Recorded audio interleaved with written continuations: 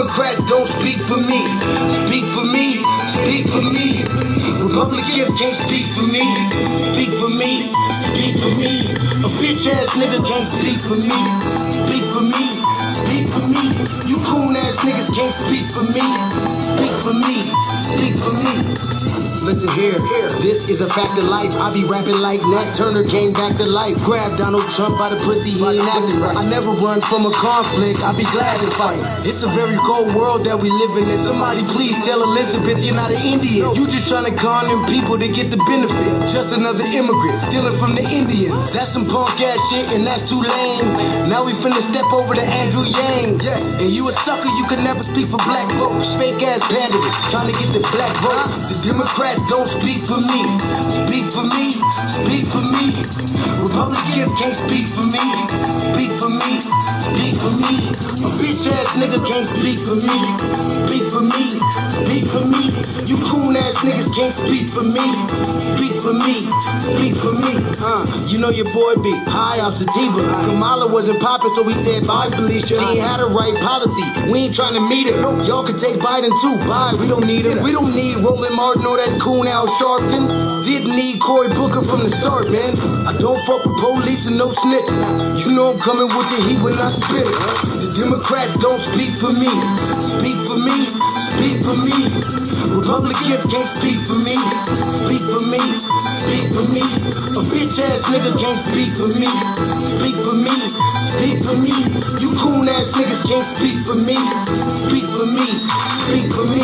If you ever go to court and this is your luck, try not to get fucked by Benjamin Crump. I know it's hard. You and all go is hard. But who the fuck is Amy Cloak? Put her picture up on the bullseye and start throwing darts. People cut our organs out our bodies, that's a stolen heart. They can't save us from the flood like Noah's Ark. Black lives always matter, we finna go for ours. So then we savages, we don't need to pot the piss. Mike Bloomberg can suck dick with that stop and frisk, bitch. You ain't speaking for us, we don't know you. Bernie Sanders, they get your funky ass on too. The Democrats don't speak for me. Speak for me, speak for me. Republicans can't speak for me. Speak for me, speak for me. A bitch ass nigga can't speak for me. Speak for me, speak for me. You coon ass niggas can't speak for me. Speak for me, speak for me.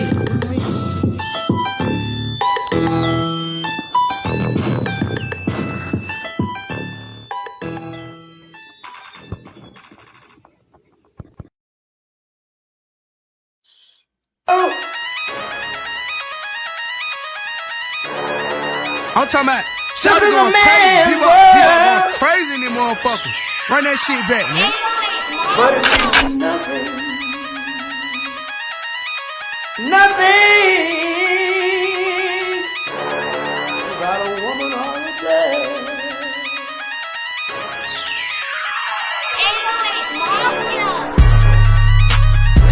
Man made the car.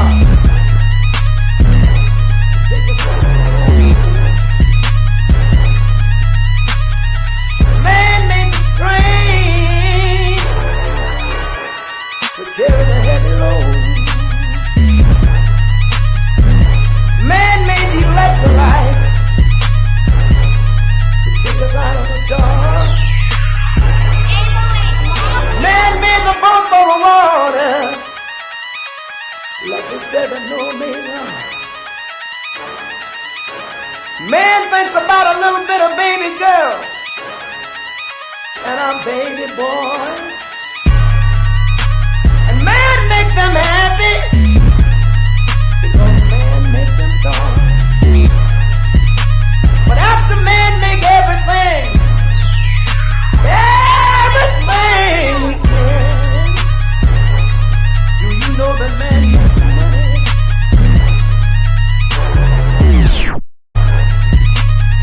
To buy from other men. This is a man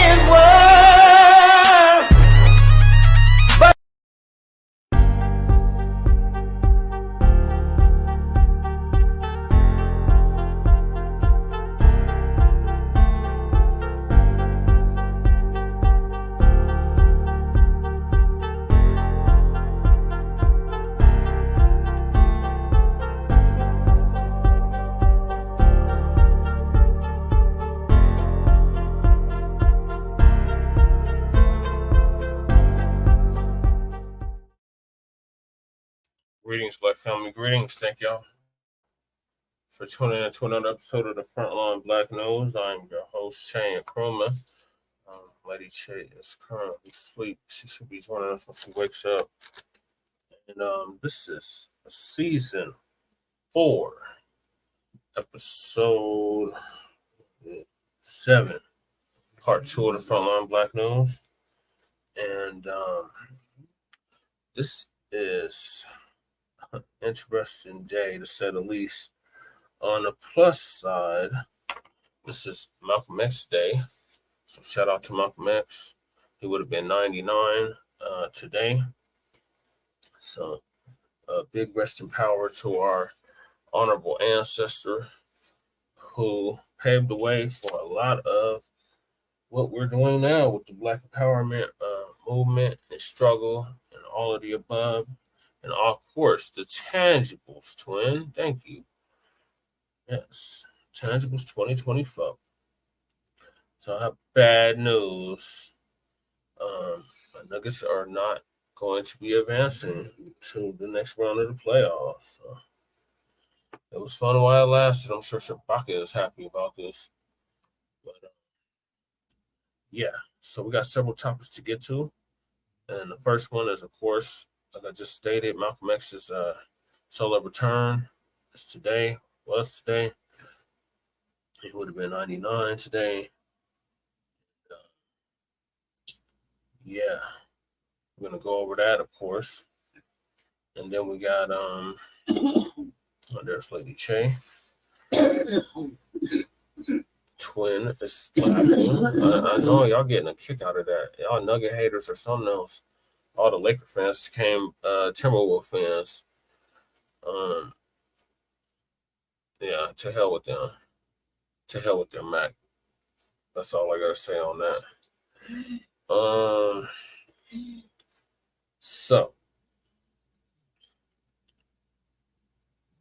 we got Biden and Trump to hold 2 presidential debates in June. Yeah, she's still asleep. A long day for her. Yeah, they're gonna host 2 debates. One in June, I believe it's June 27th, and then another one in either August or September. Don't know the exact date to be announced. But yeah, they're finally gonna debate. Then we got Sleepy Jim Crow Biden, y'all president, because y'all voted for him in 2020, endorses cannabis reclassification and criticizes failed approach. I guess he's talking about the failed war on drugs that he was responsible for, and we'll never let him forget it. The 94 crime bill and the Anti-Substance Act of 82, 86, and I believe of 88 as well. And the 3 strikes and the mandatory minimums, all of that was all orchestrated under Sleepy Jim Crow Biden when he was senator of Illinois. And he said that every crime bill since 1972 was his bill. So we're never going to let him live that down. Then we got Uncle Tim Scott. Senator Tim Scott drops a major hint about being the dump, as in human shit, and we want to make that perfectly clear.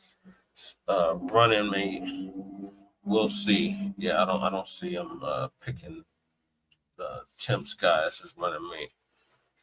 Stranger things have happened, so we will see. And then we got a Shoccing exclusive. Oh, excuse me, before that. The dump, as in human shit, and we want to make that perfectly clear. He has a police immunity pledge. So basically, he wants to give the police even more protections and more qualified immunity, which is really horrible. And it's going to have a horrible impact on the Black community. So we're going to go over that. Then we got Shoccing exclusive. P. Diddy, otherwise known as the Diddler. Video comes out of him physically assaulting Cassie, his ex-wife, in a hotel lobby. So we're gonna go over that. Now he wants to publicly apologize to her today. Even TD Jakes is like, stop the cap. So we're gonna go over that, and then this is how they are doing FBAs in Ghana. So you'll hear Shabaka a lot talk about we need to basically repatriate back to Africa, and there's been several brothers and sisters that have done that, and they have had horrible results, to say the least. So much for repatriation to Africa, question mark. So those are the topics for tonight. Hop right into it. Professor Black Truth is going to give us the sound off for our revolutionary, Black revolutionary elder, Malcolm X's 99 solo return.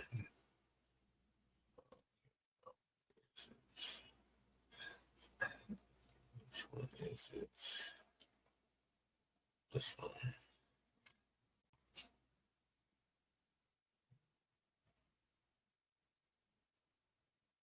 These leaders that they call leaders, this included Lena Horne, this included Dick Gregory, and this included comedians, comics, trumpet players, baseball players. Show me in the white community where a comedian is a white leader. Show me in the white community where a singer is a white leader, or a dancer or a trumpet player is a white leader. These aren't leaders. These are puppets and clowns that have been set up over the white community and over the black community by the white community, and have been made celebrities and usually say exactly what they know that the white man wants to hear. No, nobody said it like Malcolm. And that's what makes this man so special. Right. That was one of my all-time favorite Malcolm quotes, and that is saying a lot. Now, for those of you who don't know, May 19th is Malcolm X's birthday, or as we call it around the B1, Malcolm X Day. That's right. See, we aren't in the habit of allowing white supremacists to tell us when we can celebrate our heroes and sheroes, when we're supposed to be actually celebrating our own culture, our own people. We choose that for ourselves. And by the way, that's not something that came from me necessarily. I actually was inspired to do this because of Dr. Joseph Ben-Jochannan, bless him. He said, as black people, we're not supposed to be asking for a day, you take a day. And he was absolutely right. We're not supposed to be sitting here begging anyone for what is ours. Our ability to actually hold up our own culture, hold up our own icons, that's supposed to be coming from us against any odds. That's how you know you've got a culture.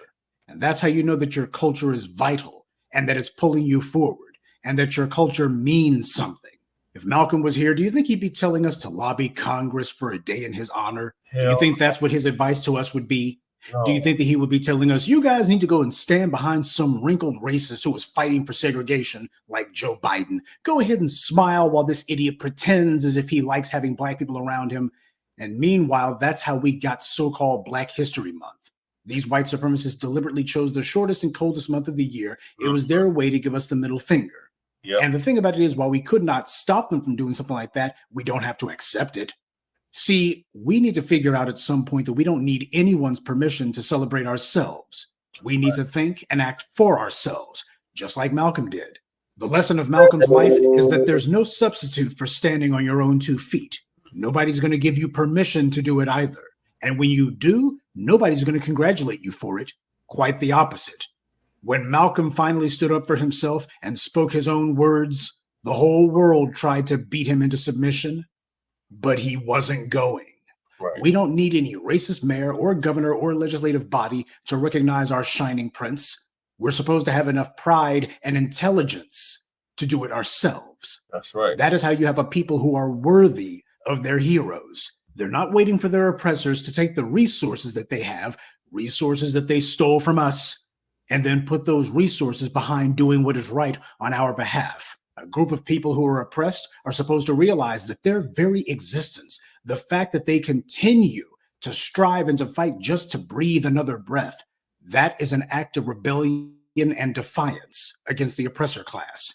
And it's an act of continued defiance that the oppressors not only dislike, but also want to stomp out of existence. And you know what? Malcolm taught us that we're supposed to make the most of that. We're not supposed to sit here being passive. Part of standing up for ourselves is standing up for those who stood for us. People like Malcolm are our heroes. It's our duty, our privilege, and our glory to celebrate them on our own terms. And the reason that I started this little celebration with Malcolm's quote in particular is because as the Black media, we came into existence precisely because of the unvarnished racism of the white media. They have been telling a nonstop litany of lies, and we rose up to tell the truth. That's right. Malcolm spilled it out when nobody else was willing to even say it because they were all terrified. Well, the white media is not going to bring me on. Malcolm didn't care if they did or didn't. When he showed up, the truth was going to be spoken no matter who didn't like it. We revealed the propaganda measures used by the enemy, just like he did. We expose how they censor, twist, and misrepresent the facts so as to demonize us and whitewash these white supremacists, just like he did. That's how you smarten the people up. You let them know the game that's being run against them. Put it in practical terms so people can recognize how these white supremacist measures are used against them in day-to-day life so they can recognize it when they see it. See, when Malcolm was alive, that's when you had people saying, make it plain. That's one of the things they would say to Malcolm frequently. Make it plain, brother, make it plain. Yep. That's what we do. We make it plain because evil is plain. It ain't complicated at all. Oh, the enemy's sophisticated, but the evil they carry out and represent, that is not complicated. This is the lesson of Malcolm's life, and so many people who tried to stand against it, they're gone, disgraced, forgotten. But Malcolm, he's still here in every way that matters. He is still with us. And those who stood against him, those who thought to themselves that by sucking up to white supremacy, they were going to secure themselves a permanent place somehow, they failed. They always do. And that, I believe, is the greatest testament to Malcolm. He has withstood the test of time. Even though the man has been gone for decades now, his message, his memory still endures. Meanwhile, every bootlick, every suck-up, every backstabber, every Uncle Tom who called themselves showing out for white supremacy, they were going to wag their finger at Malcolm and tell him how wrong he was. These people, they're laughed at. Even the very white media and these white supremacists in the society who are trying to give those fools a pat on the back, even they can't pretend as if any of them were heroes or icons. Because the entire purpose of propping up those sock puppets was precisely because they were trying to use some black person with a requisite amount of melanin as nothing more than a clumsy front for what was an anti-black agenda, but they were readily recognized. You were not going to be able to out-debate Malcolm because Malcolm didn't debate. He simply explained to you why you're wrong. And you couldn't come back with anything. You couldn't deny it. These Negro frontmen were completely and thoroughly useless against the truth that Malcolm stood for. And so the defamation campaign had to be stepped up a notch. The white media, realizing that his bootlicks were completely and thoroughly ineffective, they decided, okay, I guess we got to do this one ourselves. So they brought in Mike Wallace, of all people, and he decided to make what was going to be an unvarnished hit piece, The Hate That Hate Created. Oh yeah, it's a matter of, we're just going to go ahead and take off the gloves. We're going to say that this guy's a hate monger. Since apparently these Negroes we've sent in, they're not able to sell the soap, we'll just go ahead and come out and say it ourselves. Pairing Malcolm to the very white supremacist who he was fighting against, that was absolutely profane, but that was the entire point of doing it. When the white media lies, they lie big. They have to. But even that high-profile character assassination piece was absolutely useless and meaningless against the titan that was Malcolm. Oh, sure, there's some folks who remember it, a couple of gray beards like myself. But the thing to remember is we do not revere it. Nobody looks and says, yeah, Mike Wallace, he told it like it was. No. Even that propaganda piece from the white media, it's largely forgotten, relegated to the obscure corners of memory. If I didn't remind you about it, you wouldn't even remember it. Those of you who don't remember it, nobody would even have known that it existed. But Malcolm, we know about him. In truth, the story of Malcolm is the story of his people. In his early years, he went through a fight to actually establish his own identity on his own terms. He tried to find a way to coexist in a society that would never accept him, a society that was created for his oppression. Oh, he did a lot of things trying to make himself acceptable to it. But eventually, the society showed him, no, you're never going to be accepted. And after a while, he made it very clear, you know what, even if you had, I wouldn't want it. When he had a chance to have some cultural privacy, if you will, he looked at himself and asked, what kind of man am I? Who am I? And that was the beginning of a personal revolution. That was the beginning of a truly self-made man. Sure, we came out of the slave fields, But the thing about it is we have a history far longer, far grander, and far prouder than anything like that. Breaking the chains of slavery is not the totality of our story. Our fight against white supremacy is not going to be the totality of it either. Ultimately, we will leave white supremacy in the ash heap of history. That is what we're in the process of doing now. Yes, it's a long struggle, but when you're dealing with forces that are this deeply entrenched, what, do you think it's going to be toppled in 30 minutes or less? No. We're in this for the long haul. That's right. We're in a fight. We know that. And it's taken a toll on us. So much of our circumstances are totally out of our hands. We have so many racists who control the levers of power outside of the community. And inside the community, we've got so many bootlicks, sellouts, and plain dusty dudes around us. The aggregate result of this is we have a people who have experienced a profound amount of confusion. And it's also manifested itself as declining faith in our future and even ourselves. Malcolm went through the same things too. That crisis of character. But that's what ultimately reveals whether you've got character or not. Right. Because no matter what happens to us, we refuse to give up just like he did. Surrender is not an option. That's right. Malcolm could have given in. He could have either said, I quit, white supremacy will never be toppled, or he could have done like so many others and try to make common cause with the enemy. With Malcolm's razor-sharp mind and his unparalleled oratorical skills, he could have very easily made himself a valuable mouthpiece for the white media.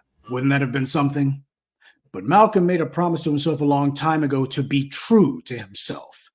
And telling lies, no matter how big the paycheck, that simply wasn't part of the plan. That was what he wanted to impart to his people. Yes, the enemy may seem to have certain creature comforts, but ultimately the enemy lives in mortal fear. He lives in mortal fear of you and me. Yep. Why is that? Because he knows that his creature comforts are no substitute for the fact that he has no real substance.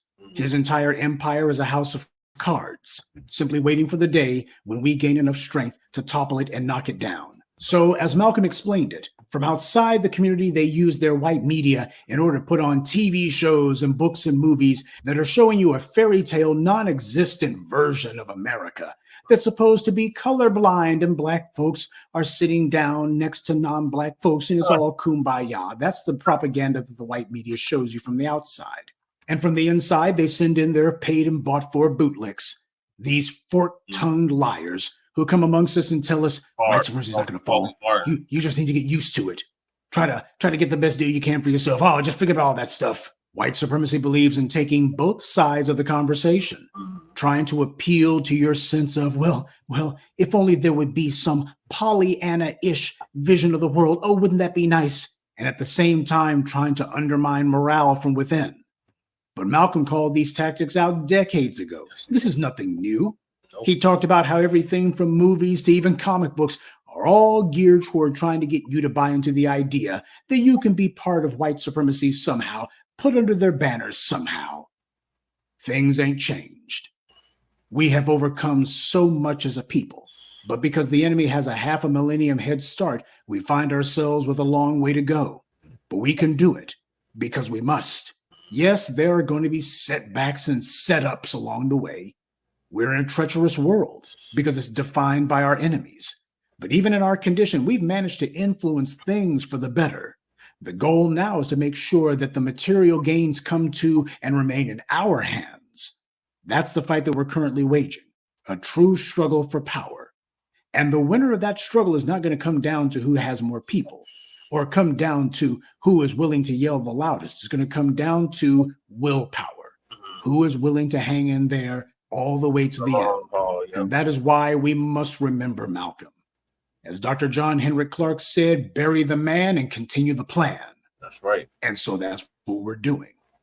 It's times like these when we need to remember that we have lost our way before. But more importantly than that, we found our way before. We have the ability to do that. And we don't need anybody else to show us the way. We've got more than enough intelligence and more than enough strength of character to find it on our own. Yes, Malcolm's life does parallel our own age in many ways. See, the rise of the black media came after 15 some odd years of scammers and fools making a mockery of the work of the Grandmaster teachers. What passed for discourse within the black community had become not just a dumpster fire, it had become a toilet.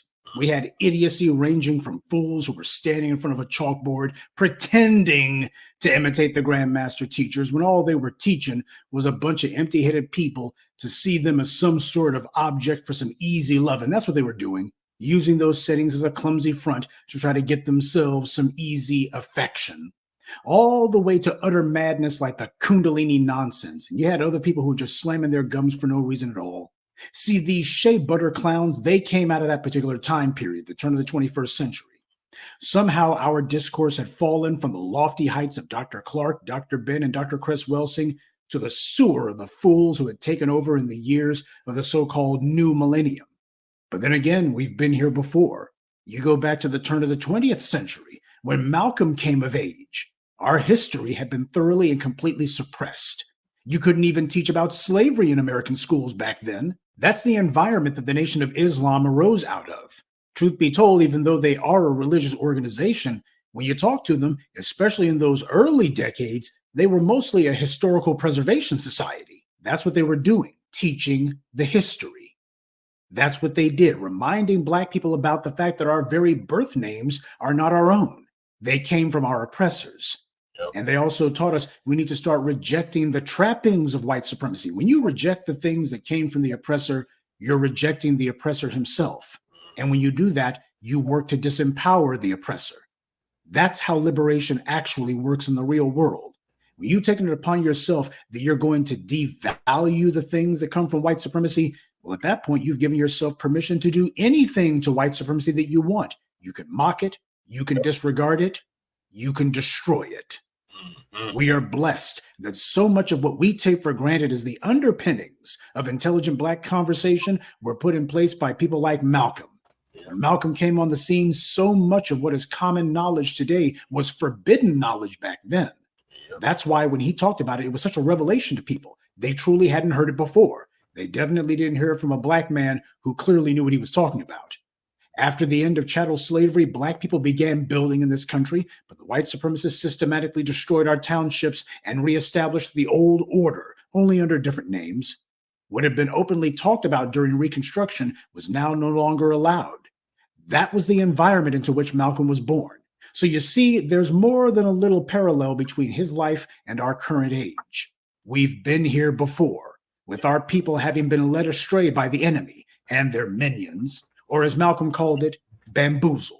Yep. We've had our own intellectual dark age inflicted on us by the enemy, and we've also had people fighting to pull our minds out of the muck, to raise our mentality out of the darkness and into the light.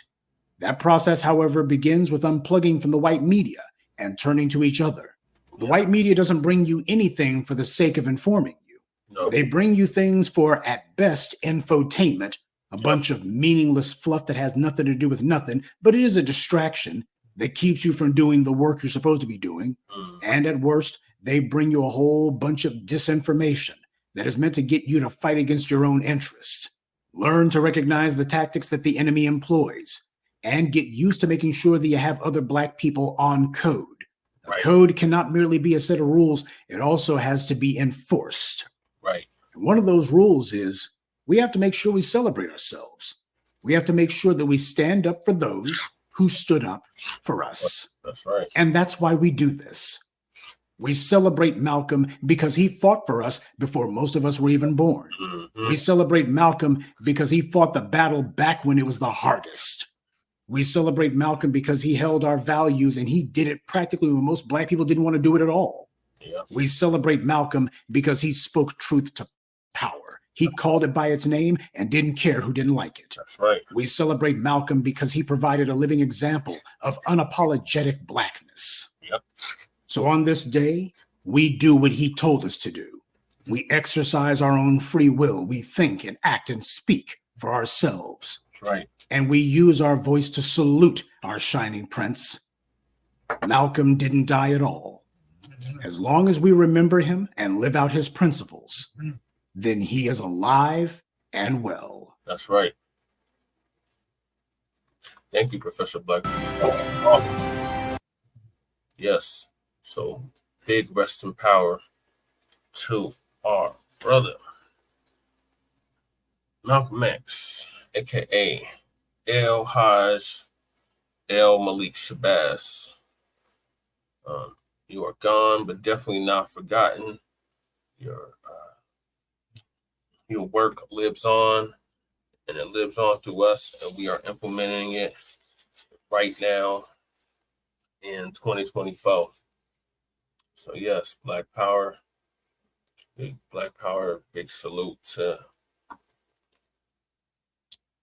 our brother who would have been 99 years old today.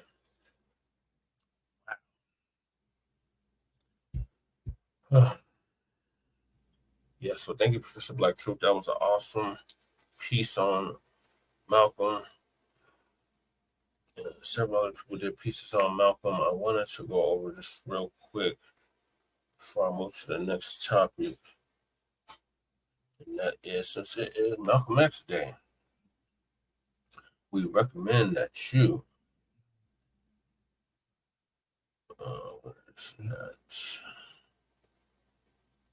Bear with me, I'm trying to pull this up on my tablet.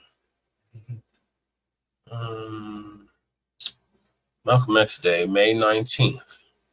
Celebrate the 99th birth anniversary. Celebrate the life and legacy of our grand Baba Malcolm X, L. Haj Malik L. Shabazz. You can do any number of these things. You can read a book with your children, have them read to you the autobiography of Malcolm X, as told by Alex Haley. Malcolm X Talks to Young People by Malcolm X. The Dead Are Rising by Les Payne.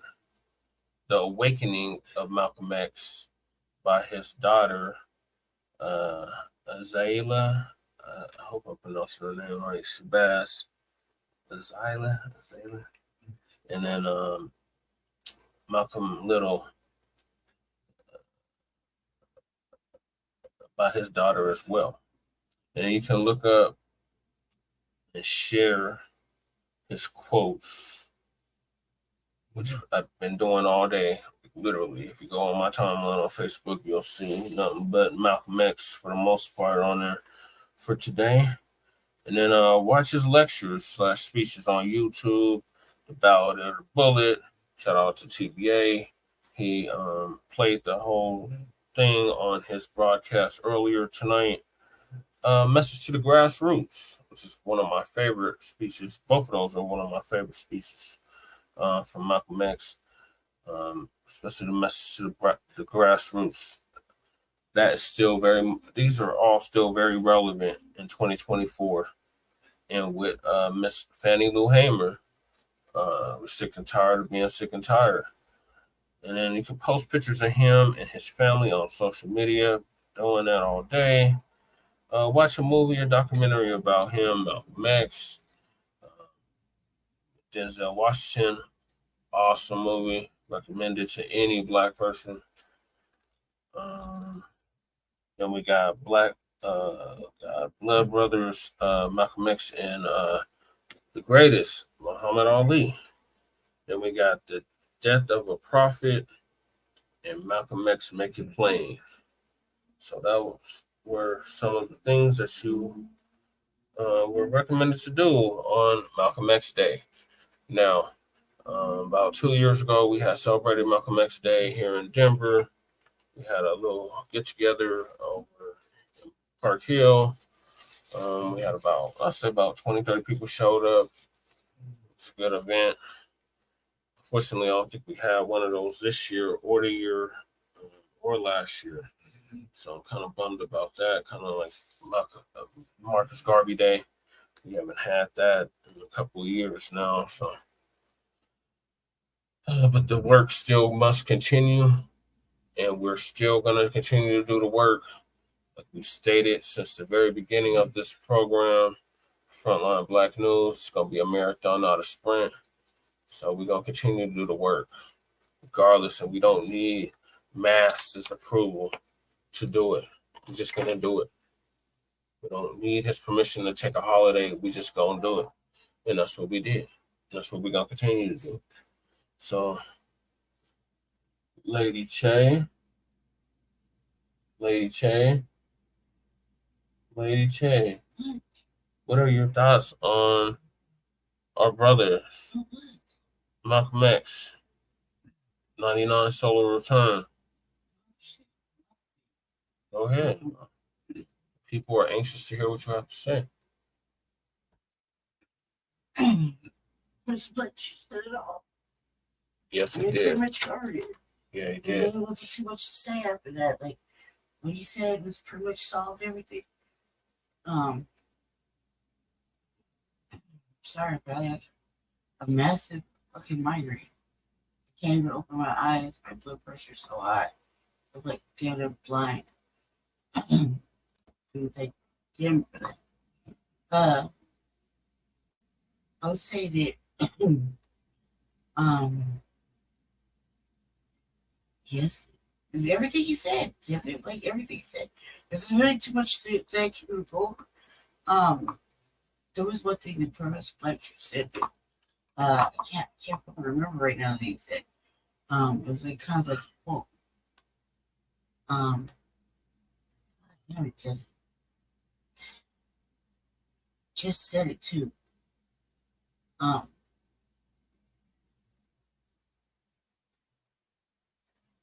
I mean, he has so many quotes, it's hard to. he just said it though. He just said it in the look, and the shit that he was just in that whole little thing. He just said it. Just said it, and I couldn't. It just like caught me off guard. It was Like about. fucking resting in here in the back. Was it Mind my own about? business. Was it about? I You can bury the man, but no. Towards the end, like these last couple minutes. that was the last one that I remember. I can't remember. It's something serious though. We know that the 19th is Malcolm X Day. Yep. And we know that that's important. We Yep. know that. We know that like lately, especially in this last year, especially with this election coming up and everything coming up, Mm-hmm. it's part of Black value to be involved. It's part to be very fucking involved. Yep. Like I kind of made a little declaration to myself about how more militant revolutionary I'm about to be. But because I feel empowered to do so. And I don't think it's gonna go anywhere after that. Because I think it's only gonna get worse. The fact that we live in a racist we live in racist white supremacy in all 9 areas of human activity is just making it fucking worse for me. I can't go one day without being super militant, super revolutionary, super pro-black, or super whatever. You know what I mean? Don't let the shade deflect the message. Motherfuckers mix the pro-black and fucking other mixtures, fucking revolution. Don't let the shade deflect the message. You motherfucker get slapped any given day of the week. But I think that what Malcolm X is like, he's one of our fucking ancestors, for God's sakes. And there was something that Professor Black Tree said that resonated with me, and I just can't think of it right now off the top of my head because I can't even open my eyes. There's a light right here that's facing me, and it's like this. You know what I mean? So I can't think. But I was listening to it as I do my best learning while I'm sleeping. If that makes sense. He said something, it was so simple, it's like 4 words. I can't remember what it said right now at the top of my head. But it's something that Malcolm X said. You know, and I think that he didn't get first of all, it was a real thing the way he killed him. Mm-hmm. You know, that's a serious thing. They killed him. He had his own people kill him. You know what I mean? Like that's terrible. That's the worst shit. But that's the life of anybody who makes waves. You know, that's the way it goes. And that's what we expect, you know. The terrible thing was that shit with the NOI. I think that was the terrible part. I think it's like the same thing with Dr. Khalid Muhammad. Yeah. You know what I mean? They only let you be so boisterous, so outspoken until somebody says something and you shut that down. And that's the problem with NOI. Because quiet as kept. They want you to speak your mind, but the moment you start speaking too much of your mind, and you get too black, it starts to get very upsetting. That's the thing I noticed the most. You know,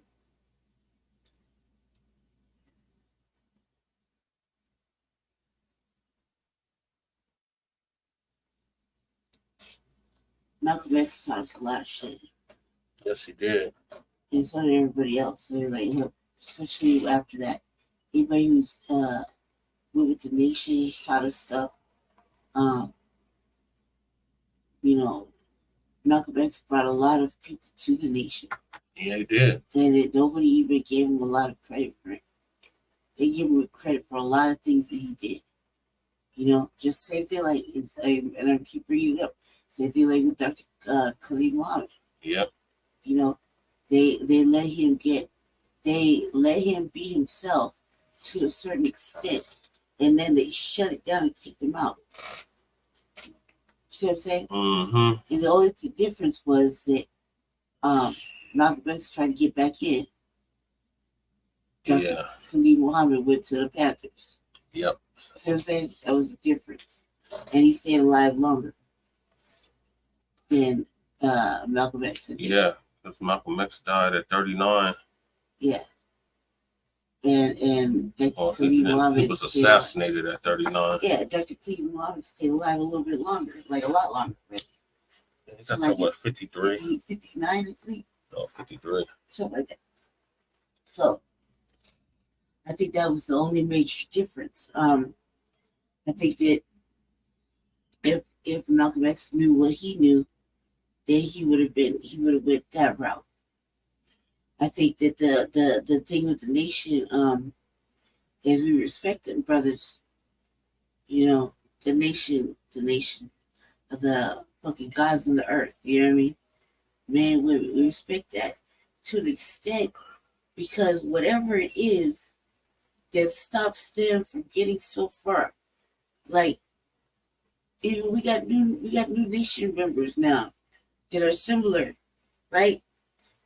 That are similar, but they don't go as far with the message, and even if they do, nobody's paying attention with it, right? Yeah, you're talking about like NX. We're talking about NX, we're talking about Rizla, we're talking about Farrakhan, right? Well, look Farrakhan just turned what, 90? Yeah, look how look at Farrakhan. Farrakhan gets these moments, right? Yeah. So, but if it wasn't for Malcolm X,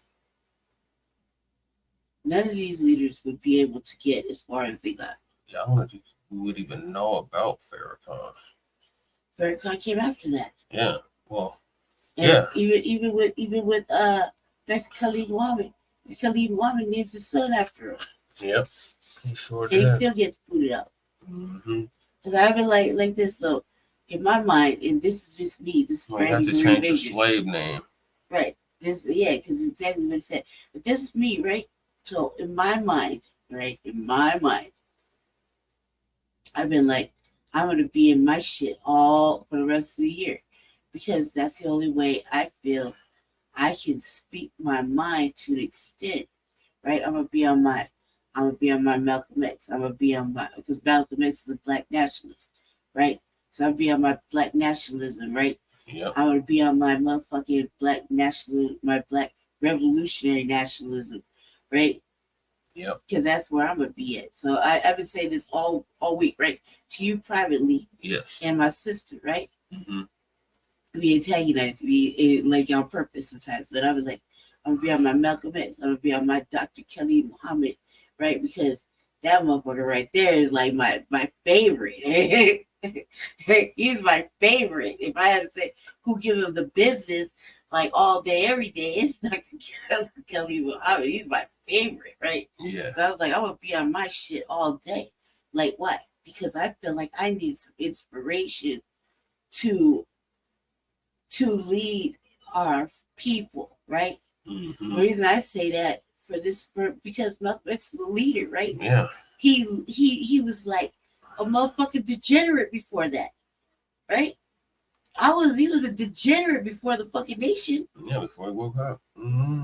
Okay, so I was a degenerate before motherfucking before I came He's a into criminal. housing and all this extra shit, right? He was a pimp. So in my mind, I was like, I have to get in my mind, I have to get this way so that I can be a leader because I read the basic tenets of revolution. You know what I mean? Oh, Brown, yeah. Or black nationalism. This is black nationalism, right? Yeah. So, It's under the umbrella. So I was like, I already know that this is where I have to be because I'm a black nationalist. And I'm going to say that because, for one, I don't give a fuck what you think of me. This is who I am internally. Internally, I'm like this all day, every day. Now, the outside surface is something different because I'm some fair skin, light shade, fucking whatever the surface is, right? But inside, I've been like this my whole motherfucking life. And I feel like what I saw at city council cannot stand any fucking longer. And none of them said what they was going to do to keep nothing. It They didn't say a fucking thing. In. They didn't say a fucking they thing. Just said, they call it little girls bad sorry words. that happened. I can't even say it because it's in reference to. But we're the crazy ones. We I don't know can't what say we're talking about. I can't say it out loud because fight racism and white supremacy every single day. Right. It's in reference to little girls. So I can't use two words in reference to little girls in one fucking sentence. You know what I mean? Because it's so disrespectful to the little girls. They're just little girls. You see what I'm saying? When you call a little girl out her race and a fucking slur at that, right? Is too much for me to say in one sentence without getting fucking brutally wanting to get physically fucking violent. Yeah. Because it's a little girl. Mm-hmm. They ain't hurt nobody. They didn't hurt nobody. They want to do something for the school. They didn't bother nobody. Just typical fucking little girls. So for some fucking white supremacist to call Carla Nash, we see you. We see you. Don't worry about it. Tomorrow I'm gonna call you out all out your name. So for some fucking white supremacists to get up there and however they got in, don't even fucking matter because no excuse is gonna sit good with either of us. They have to see promoted. It don't matter because no excuse really gonna sit with us, right?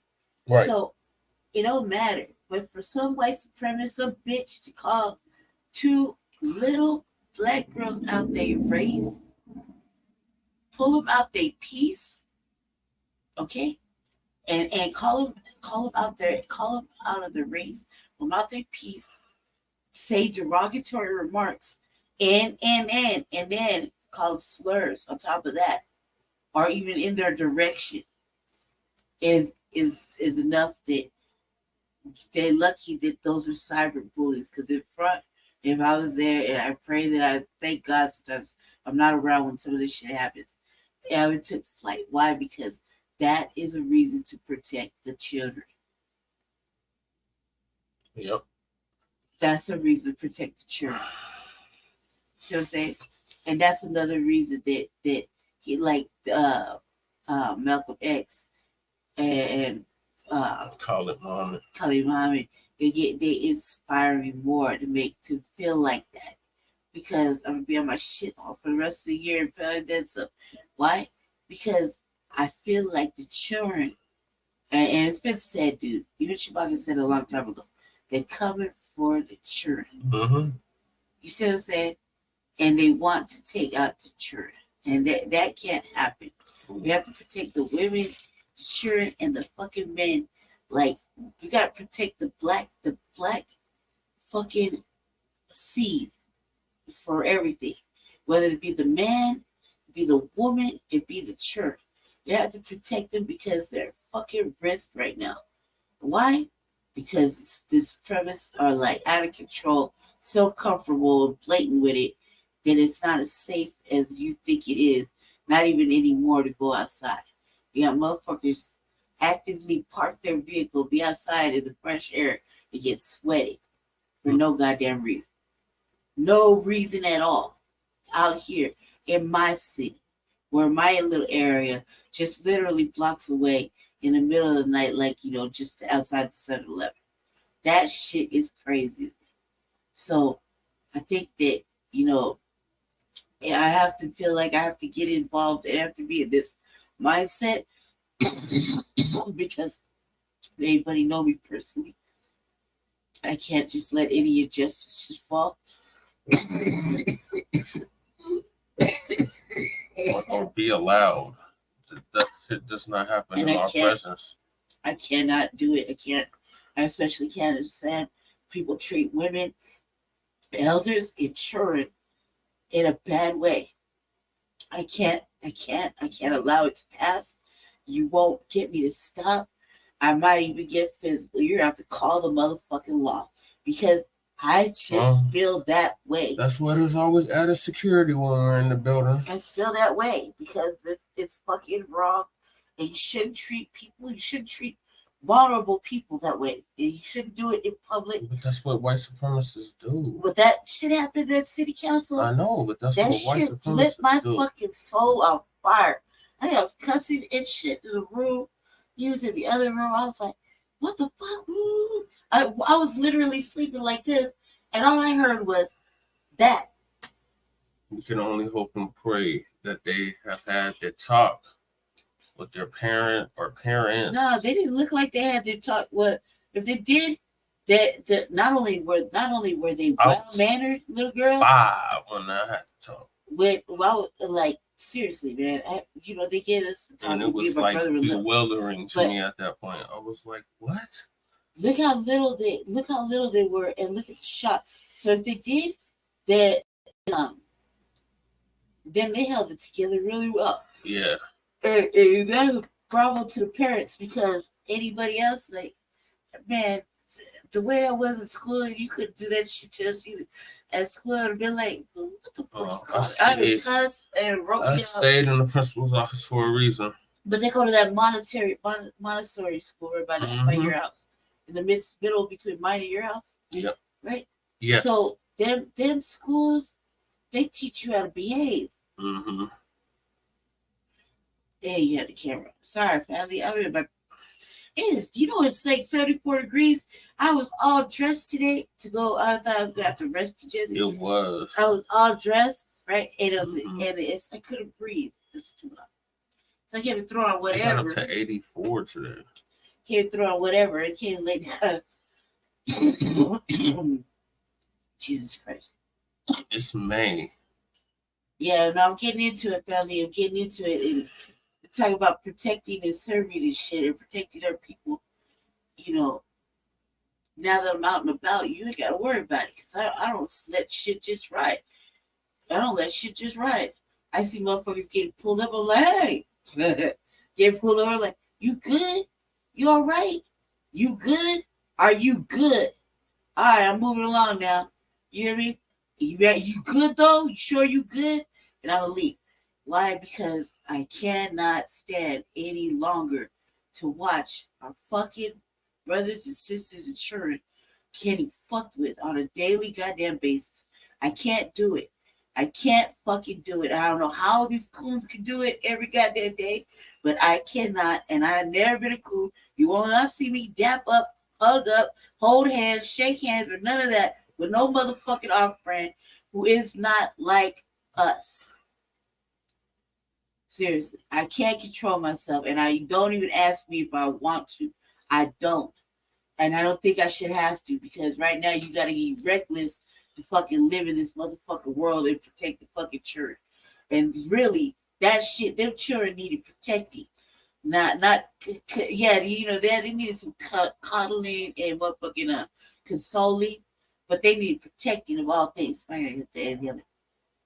Another reason why we need the anti-black hate crime Even law if I want to turn one in right now, with full enforcement.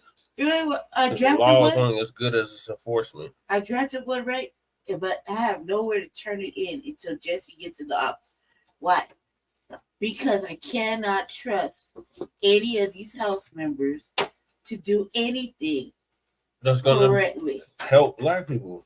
Okay, they can't. They look. They just passed a bill where they let the white supremacists strip everything out of it, and they felt defeated.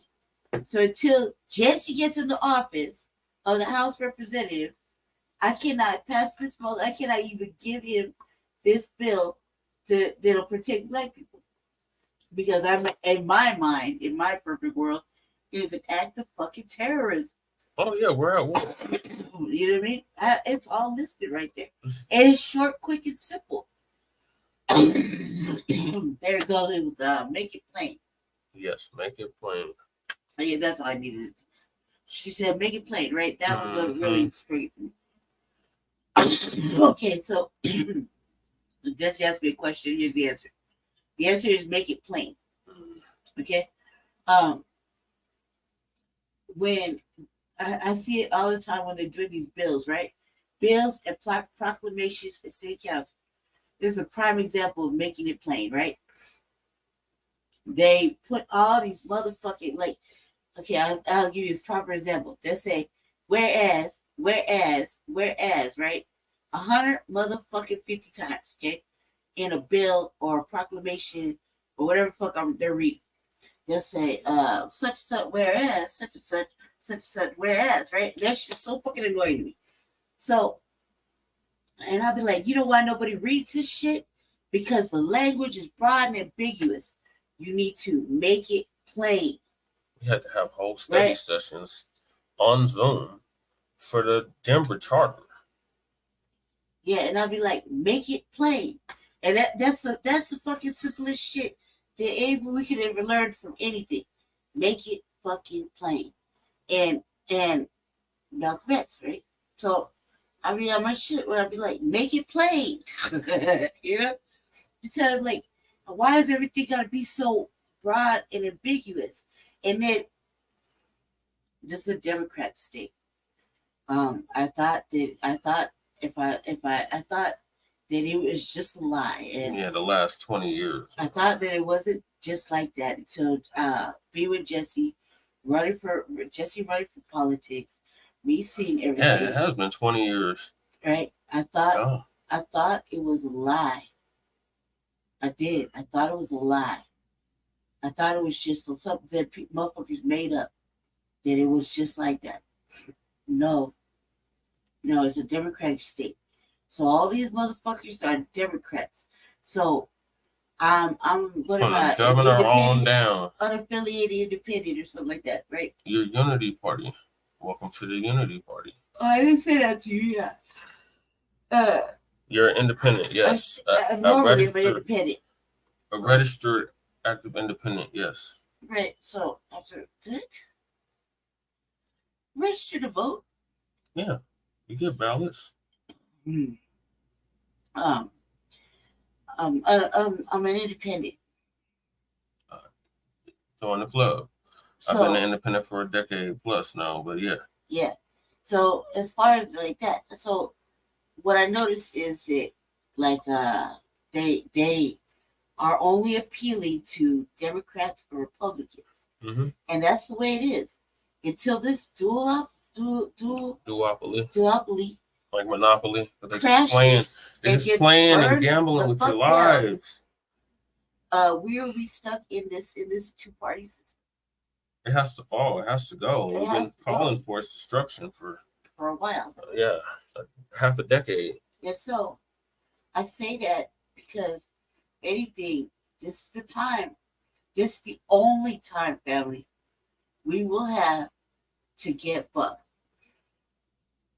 There will be no other fucking time after this. Yeah, you think in 4 years? Clear message to these moms. You think in 4 years you're gonna have another fucking time to get fucking raw and real and fucking tell them everything you want to tell them? No, there will be no other fucking time. This is it. This is our only fucking chance to get fucking It's live. 1964 all over again. And we're gonna honor the wishes of our brother, our black nationalist revolutionary Malcolm X, and of Martin Luther King. I didn't know you had we the coming camera to on, Washington man. to get our goddamn check. Deal with it, Black family. We're reclaiming our ancestors. What are you watching? Or what does it say? That's just me. Why do you have the camera? Because it's too late now. It's already too late. I had the computer turned, but when he started talking, I turned it over so they could see. No, the viewers know. Am I lying, Twin or Deacon? Oh, Deacon. Mac 285 and Twin. Twin has been trying to wake you up for the past hour. What you see? What happens when you woke a motherfucker up? And what happened? The motherfucker got straight revolutionary all of a sudden. Mm-hmm. Then black nationalists, fucking all of a sudden. No, what happens is that I am like this all day without the camera. All day, all fucking day long without the cameras on and everything. My sister come in here, me and her have these like 3-4 hour diabolical conversations. I was like, we still in the slave theater. She was like, yeah, can we play that? Don't play the slave theater by Dr. Khalid Muhammad. We have a lot of topics, Lady J. I would say yes, but I gotta move us along, unfortunately. I was like, I've been in my shit for like weeks right now. Remember I told you that? I was like, I'm not coming out. Don't be like this. As long as it takes. How long have you been here? Been on this topic? Been in the house. About a little over an hour. Like 90 minutes. Did I know you were in here? Yes, me and your brother both attempted to wake you up. You had acknowledged that we were there, but you just went back to sleep. Like I did? Yeah. Wow. See, a motherfucker got bumped off and just not even know it. I was just laid out, man. Fuck all you just love watching me sleep and shit like that. Somebody should have told Jesse to turn the camera off. I tried to cover your ass up. I had to put a turn all the way over here. He's talking about the damn light. What the fellas say? What's it been saying? Oh, they just been shouting you out and us out and goddamn Timberwolves. And did they win? Yeah. Told you, it's because you had that mug on your face, man. They took that bad attitude out your spirit, they would have won. All I know is when I turned on the camera, Jesse looked upset. I told him that better take that bad attitude out of your spirit because they're gonna go win. It was completely different than when I went to sleep. We led that whole first half and most of the third. Hey, what'd you bring? A whole bunch of shit, but I gotta move us along. Move us along real quick. Sleepy Jim Crow biting. Springy sodas? Yes, I got 2. Yeah. I have to dig them out, but yes. I was gonna make a supper and I fell asleep. Finally, I got the stuff to make a supper because I've been moving around. I've been up. I got a new chair. Tell them the news. Oh yeah, well, just look at this up. I got a new chair, right? New power chair.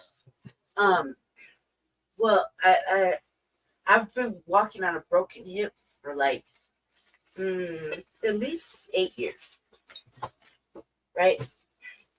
It came from I had an infection in my heart. Like I said, I was out there. I was out in the street, so I did drugs and I caught an infection. I was outside. I was doing a lot, so I can't tell you what I was doing particularly, but I'll just tell you that this motherfucker had a light. So I was outside. I was making my bread, and I was doing drugs, and I was doing drugs in a very disturbing place. And I caught an infection, and the infection went through my bloodstream, almost killed me. And so by the time I get to the hospital, the infection has manifested itself all through my bloodstream. I think I had like maybe 12 hours of life left by the time I get to the hospital. It was so bad that I thought I kept seeing my mama, and I kept yelling at the dude I was with at the time why he wouldn't let my mama in, and why he wouldn't let me eat spaghetti. Like, and the whole time I'm not really noticing that I'm like not walking anywhere. I'm just dragging myself through places and like literally crawling and whatnot, you know. But I'm in this like a hallucinative state.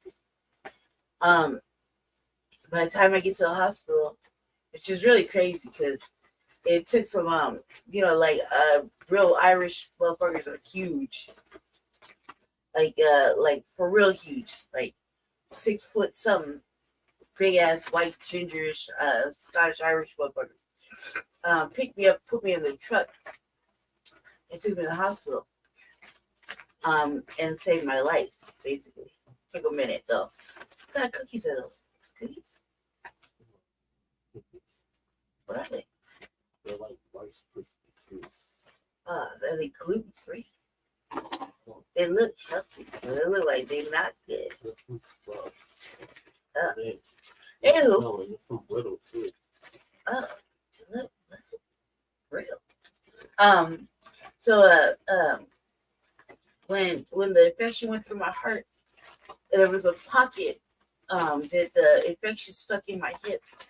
It was like on a corner piece, and these motherfuckers were sticking me with everything to get this infection out. They had to drain my lung, the reason my lung is the way it is. They tapped my lung 4 times. I passed 2 blood clots through my lung. I'm surprised I'm alive. Real shit. And then the infection got into my hip pocket. And this is what I remember the most, is that they had to tap my hip. And it was in a corner, like it was way up. It was like just a little pocket of fluid way up in the corner. And they couldn't get it out. So that infection ate my hip. Now, I've been a drug dealer most of my motherfucking life, right? So I get kicked out the fucking spot I was for selling drugs. I ended up being homeless after a long time, but I really wasn't homeless. I just had money and just could go couch surf. I could go wherever, pay for a room, stuff like that. I really never became homeless until I was homeless. And when I was homeless, I was pushing my little cart and I fell. But my cart got away from me, right? It went off the curb and it flipped over and all my shit fell out because we were moving. We did a sweep, right? Yep. I'm in my 30s. I chase after the cart. My knee gives out. I land on my hip. My hip breaks. I didn't realize it broke. I picked up the cart, and I was screaming for a second, because I can tolerate a lot of pain, like a lot of fucking pain. I've been through a lot. So, from we're talking about the whole side of my face being broken to being kidnapped, to being violated. I've been through a lot. Burned, stabbed. I've been through a lot. So I could tolerate a lot of motherfucking pain. And this was pain that was but I couldn't be in the street just screaming. I had to pick up my fucking cart. Because, the police. And a motherfucker didn't deal well with the police. I don't deal well with the police. I'm a problem for the police. So I picked up my cart. I shuffled over to my little corner. Said, fuck it, man. They're going to have to arrest me. I can't go any further. I really couldn't. And I was kind of crying. I was screaming into I don't wear socks, family. I don't wear shoes. I don't like clothes. You're lucky I'm dressed. And lucky my brother's here. It'd be total nudity all the time, right? It's because I feel like something's on me, right? I had socks, a couple socks for the winter. Clean socks rolled up. How you roll them up and you tuck them in, and I was screaming into one. Oh, no, they never did. I was screaming into one, and that shit was I lived through that. So I've been walking on this broken hip that led to a broken femur, to a chip in my knee, all the way down my leg, right? So when my heart went into active failure recently, that's when I got sick, and it's been a bed rest for like a year already. Then I gained all this weight. So knowing I was gonna get the chair, I started doing physical therapy and occupational therapy over the last 3 weeks. That's why I've been giving Jesse a hard time because constantly shaming me, right? And you tell him I'm gonna lose my weight again, and I'm not gonna want you, motherfucker. Like, you just think to play, I'm not playing. So not playing, right? So I've been doing exercises. I was doing exercises all week. I do it twice a week, with 2 different doctors, so like 4 times a week. So now I got the new chair. I took it out. I finally got over my fear of leaving the house because I've been in the house stuck like a prisoner. And I was gonna go rescue. I've been trying to rescue him all day from his house and bring him over here. And he had the guard and all the shit. I was like, man, come on, like that shit rides so smooth, and it's quick too. I got outside. I was outside, and I was outside seeing shit. It was so hot. I had to come in because I'm wearing a dress. Y'all don't realize I wear dresses all day. So I had a dress on. I know now that I need to be wearing pants when I drive that chair. So I came home, brought some supper stuff to make for supper because I expected him to be here earlier. Yeah, I was in the garden earlier, y'all. And I was gonna make him supper, and then fucking shit just got out of hand. It's partially because you're dealing with somebody who's manic all the time. Then you can't tell me no. You have to just say yes all the time to be, or else. Or else. It's her way or the highway. It's really like I don't like to hear no negative answers because God, man, I feel like they're always lies. So yeah, no, I was gonna make them suffer, but that's why I got the chairs because I broke my hip and then I had an infection. But with my heart and my lung the way it is, doesn't matter how much weight I lose or what, I couldn't walk from here to the light. Mm-hmm. We tried though. Jesse's supposed to be my workout partner because he's my let's say you're my only fucking friend aside from my 2 other friends, which are girls, and probably be less.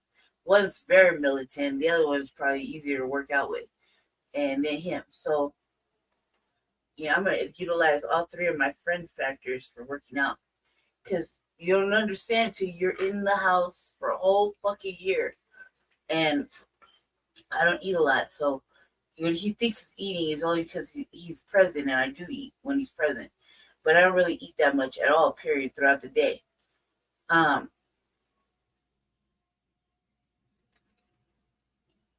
It's active tonight, y'all. Wow. Yeah. So it's gonna be easy. It's summertime too. Man, I was outside. The heat was on my face. I was loving every moment of it.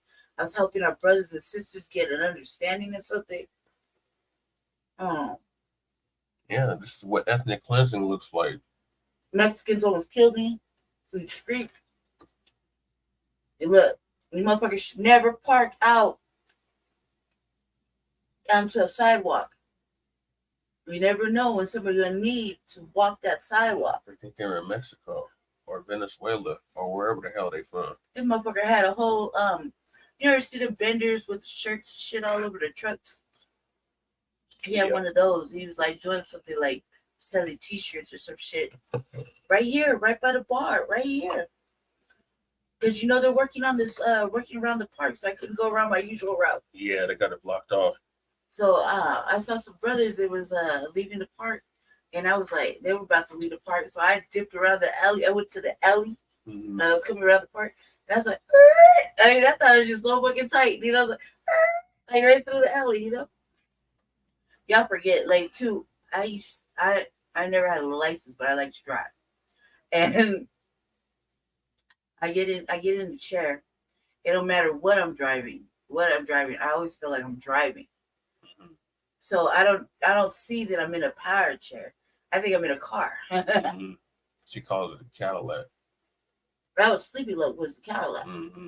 So Yep. have you named this one yet? No, this little bitch she's. Have you been in it? Mm-hmm. I haven't rode around in it yet. No, Brother, I just sat in it. brother. How the joystick on the chair. It's like a BMW. It's fancy, y'all. It is fancy. It's what, brother?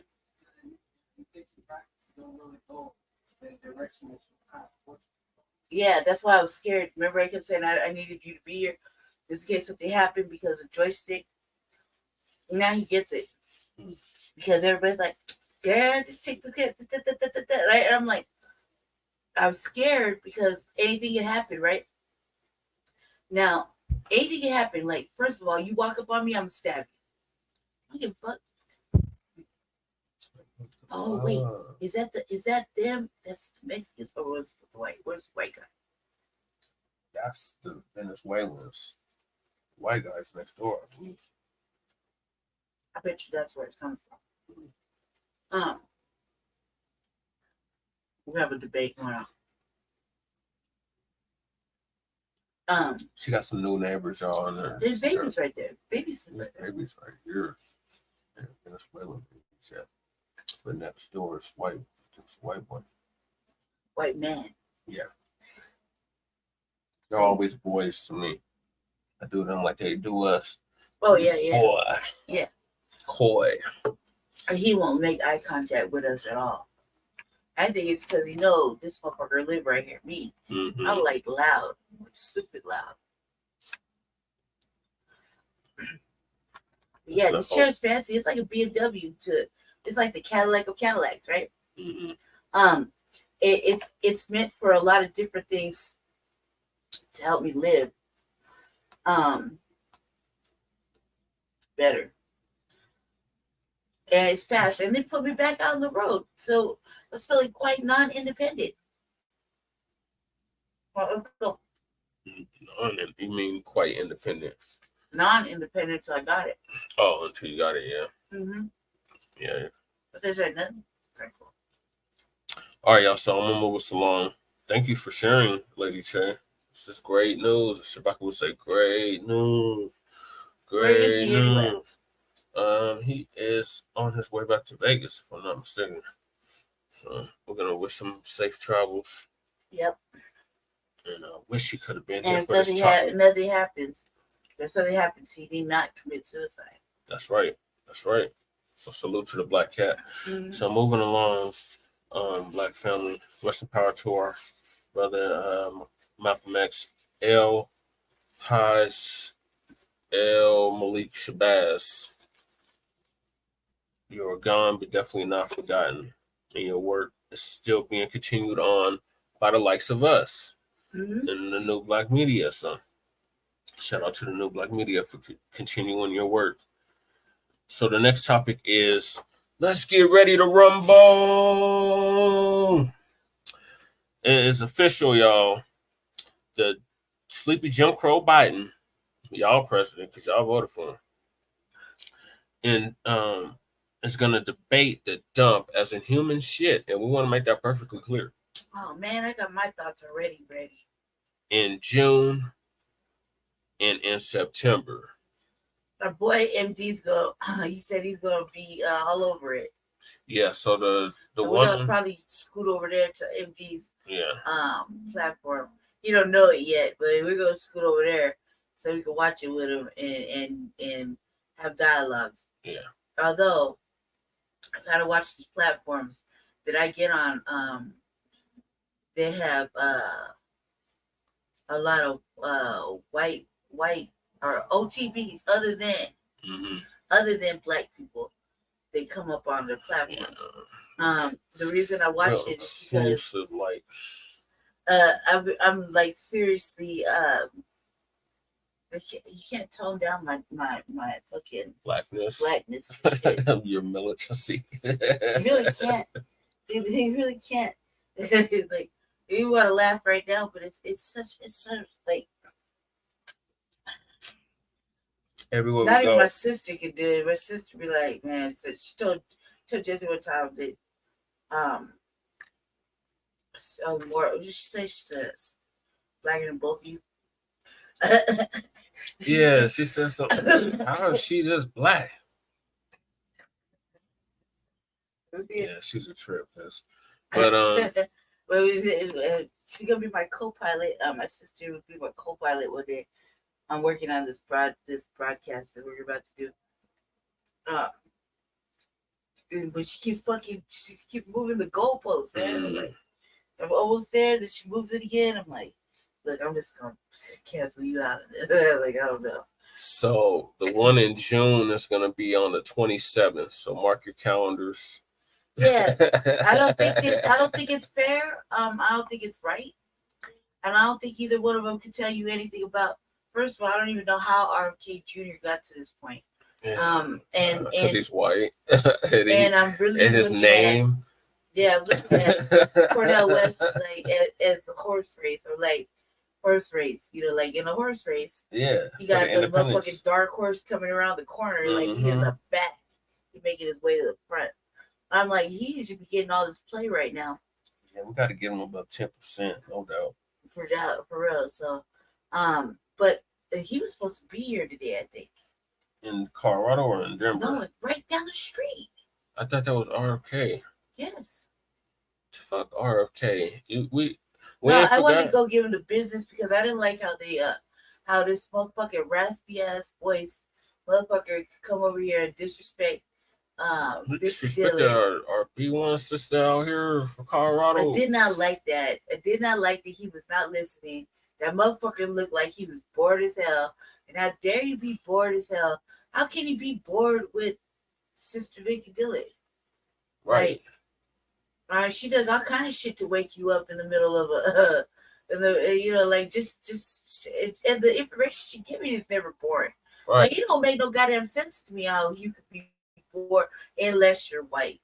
Exactly. That's the only reason. That's the only answer you can have. Go ahead, Jesse. I'm sorry. Can I hit your black and mild though? You have a whole black and mild. That's what I'm saying. Hey, go ahead.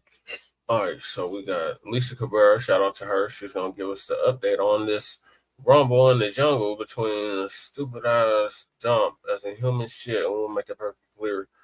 And sleepy Jim Crow Biden, y'all current president.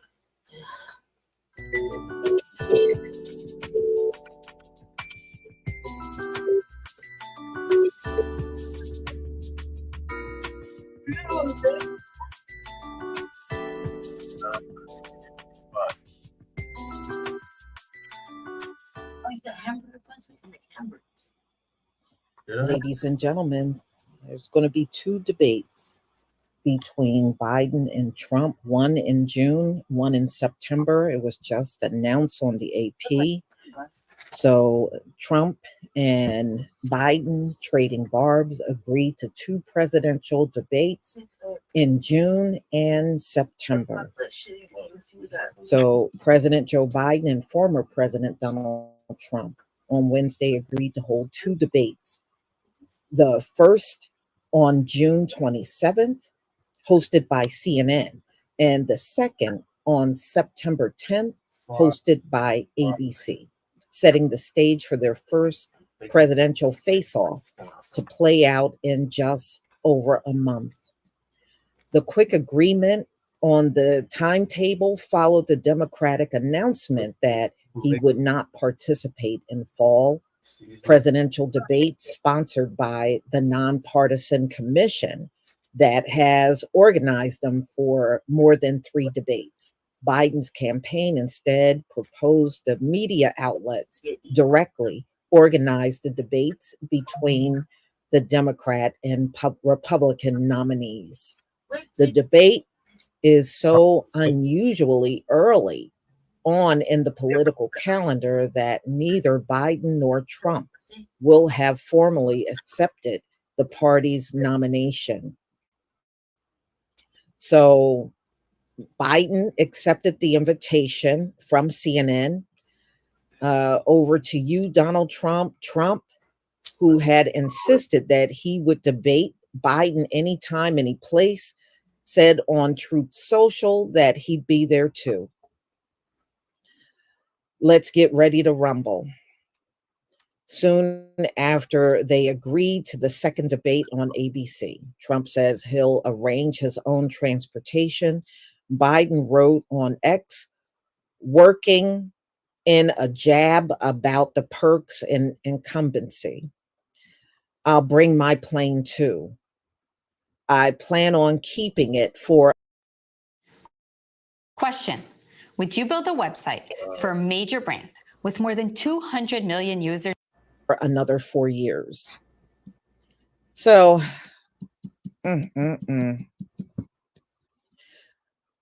the swiftness of which the matchup came together reflects how each of the two unpopular candidates think he can get the better of his opponent in a head-to-head showdown. So, yeah, I mean, y'all, like I told y'all before, there's a lot of people that are not crazy about these two going at it again for the presidency. A lot of people just felt like it would have been better to see different people this time around. But that's not going to happen. Unfortunately. So Trump and his team are convinced the debates will exacerbate voters concerned about Biden's age. Well, what is he talking about age? Trump ain't really that much younger than Biden. Man, get out of here with that. Incompetency. While Biden's team believe Trump's rhetoric will remind voters of why they voted him out of the White House 4 years ago. The presidential debates, always a critical moment on the political calendar, could be particularly important in a year when voters are, well, they're saying underwhelmed with their choices and have expressed concerns about the candidates' ages. So they're not only concerned with Biden being 81, they're also concerned with Trump being 77. So Trump has lost 2 debates to me in 2020 since he hasn't showed up for a debate, Biden said on a post on X. Now he's acting like he wants to debate me again. Well, make my day, pal. Trump, for his part, said Biden was the worst debater I have ever faced. He can't put 2 sentences together. This is what Donald Trump said. Donald Trump. Wow. The June debate is likely to cap a busy, unsettled stretch following the unlikely conclusion that Trump's criminal hush money trial in New York, foreign trips by Biden to France and Italy, the end of the Supreme Court term, and the expected start of 2 criminal trials for the president's son, Hunter Biden. Y'all sure got an awful lot of turmoil going on in your lives, both presidents. So CNN said that its debate would be held at 9 p.m. Eastern Time in its Atlanta studios, with no audience present in the break, and from recent president. Moderators will be anchors Jake Tapper and Dana Bash. This is what CNN said. ABC, as of now, did not offer any details on where its event would be.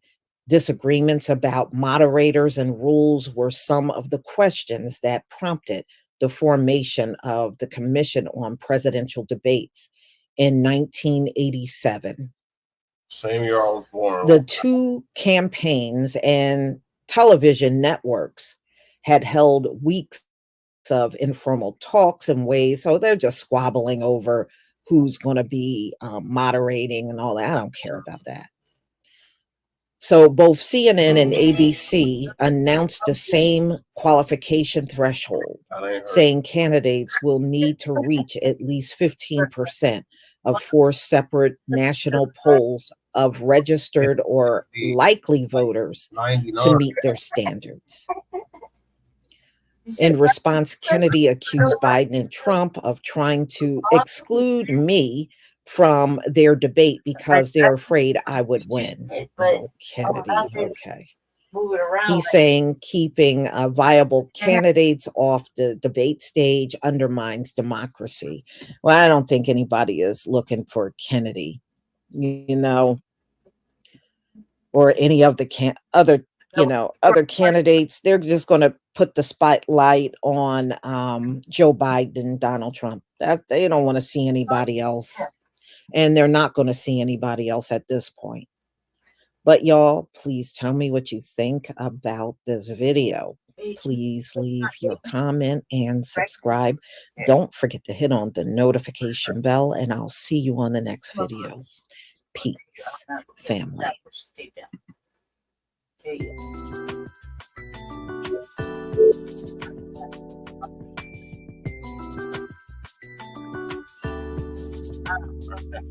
Make sure y'all do the same for Frontline Black News. Yeah. Well, you know, shit, Jesse been building up the numbers. So I'm gonna let him slide over to the RVA and build up the numbers right there. They've been growing over there too. He been doing that's this guy's been good at sharing material and tagging people in material. I unfortunately have this thing about I'm just gonna let the universe take control. There are like Erykah Badu moments about my shit, like sensitive about my craft. However, I've been watching just build up the channels. We just got our channel back, Frontline Black News. There's Shabaka's channel as well, and his channel. So it's been exciting. You gotta stop watching the goddamn numbers, Jesse. Nobody paid attention to it. And those numbers are not true. Those are from the page that just got re-established, or we were allowed to stream back on. Oh my goodness. What else are we talking about? I don't want to see either of them debate. It was atrocious the first time, it's gonna be atrocious this time. It was. Expect really lots was. of malarkey. It was sorry. I was not impressed the first time. I was entertained. I think we laughed at it the whole time. Me and you watched it together. We laughed. I think we laughed about a lot of things that were happening to their vote. White supremacist A, white supremacist B. And neither of them was good. No, and I was like, "Wait, just bring them up. Can I just wear one of the fuck Trump ads that says it antagonized my sister? Can I just borrow one for a little while? It's because I'm like, hey, can you give me a ride, pick me up? She's like, nah, you wearing that shit? You ain't wearing that shit in my car." Fuck Donald Trump. Yeah. And Sleepy Jim Crow. Mm-hmm. Oh yeah, I'm not thrilled about this either. I'm not, and the fact is that Trump has the audacity to be like, you don't want to debate RFK. I don't want to debate the independence at all. You shouldn't want to debate his ass at all, but you should want to debate Cornel West. Right. I think Cornel West would give you a fucking run for your money. Personally, just in a debate. No, you don't think so? But he's just got that fire under him. You're not paying attention. He's going to end up calling them what they is. White supremacist A, white supremacist B. I mean, you see him, Cornel West be checking our coons too. Mm-hmm. Like that shit is yeah. If he was on code, it's him. It really is him. He was like, oh, so you one of them black people that nothing happens to. Oh my God. That moment right there, top of my list for top Cornel West moments running for president. When he was calling motherfucking Pierce Morgan a motherfucking racist.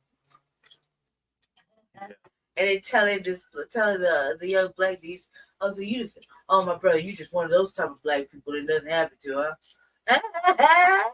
Yeah, that shit was classic. Yeah, you should definitely cover that on the RBA. I'm giving it business. He's like, how dare you call Pierce Morgan? Who hasn't called? I'm like, what black person hasn't called Pierce Morgan a racist? Right. I've seen plenty of coverage. He always struck me as a suspected white supremacist. That motherfucker is a racist. He is a supremacist. He is. He's just not even. We're not qualified to. Right. According to the code, we're not qualified to determine that. So until we are, he's a suspected white supremacist. Mm-hmm. Until proven otherwise. Oh my God, we got a troll. Okay. Wait, what's it? What's it? They're just promoting bullshit. Oh yeah, get him out of here. We always gotta see what it says, just because for the sake of Jesus, man, can you stop with the constant blowing up, huh? What's it say? Straight up trolling. Are you a heavy internet downloader? Do you spend? Is that a Russian bot? Is that a bot? It might be a bot. We got a bot in here. We're in the algorithm. That's all that means. So that's a good thing. Come on, Asian Clippers. The Joe Gibson types. Yeah. So get ready for it, y'all. Mark your calendars, June 27th. We're gonna scoot over to MD's page. You don't know it yet, but that's where we're gonna be. And watch these until I get kicked out. These old senile dementia having. Actually, no, he probably won't kick me out because he's pretty level-minded, level-headed. Old geezers duke it out for your vote. Word. And you shouldn't be voting for them anyway, Black family. You should know better by now. But we're gonna see your motherfucking asses at the polls. You're not gonna drive by with motherfucking rotten strawberries and throw them at you again. You know better. You know better. Right. All this work, man. Be them old niggas. You must that you gonna see at the polls. For the right shit. You have to vote for tangibles, not fucking what's convenient. As youngins, we're not. And make your heart feel warm and fuzzy inside. Because you gotta vote Democrat. Or you're gonna be angry with the Democrats, and you can go and put us in some fucking shit with the dump. Trump. That's inhuman shit. And we want to make that perfectly clear. And contrary to popular belief, not everybody did well in either section. Can you turn off the camera real quick for a second, so I can straighten myself out? Yes. All right. So. Still on the topic of Sleepy Jim Crow. Sleepy Jim Crow. What is bipolar? Biden wants to endorse cannabis reclassification. What? And he criticizes failed approach. I can't believe it. In 2024, we're still talking about cannabis. Mm-hmm. We should be talking about mushrooms. It's still criminalized heavily at the federal level. Still illegal at the federal level. I'm not even sure at all working out. So this is Lisa again, but this is our other channel.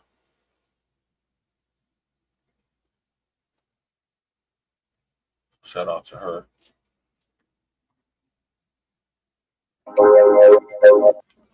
For the intent to get us. And you'll see what I mean when I get into the story, but it's nothing new. But this is all the more reason for reparations. Right.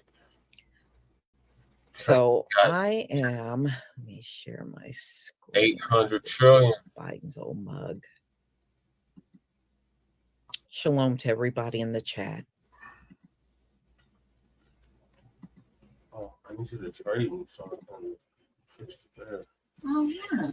Okay, everybody.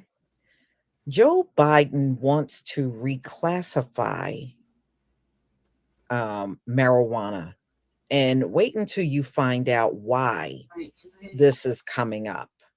Now we know it's an election year, and they're going to do all kinds of little things. We all know. Thank you for the ones, everybody. We all know, that's what it's all about.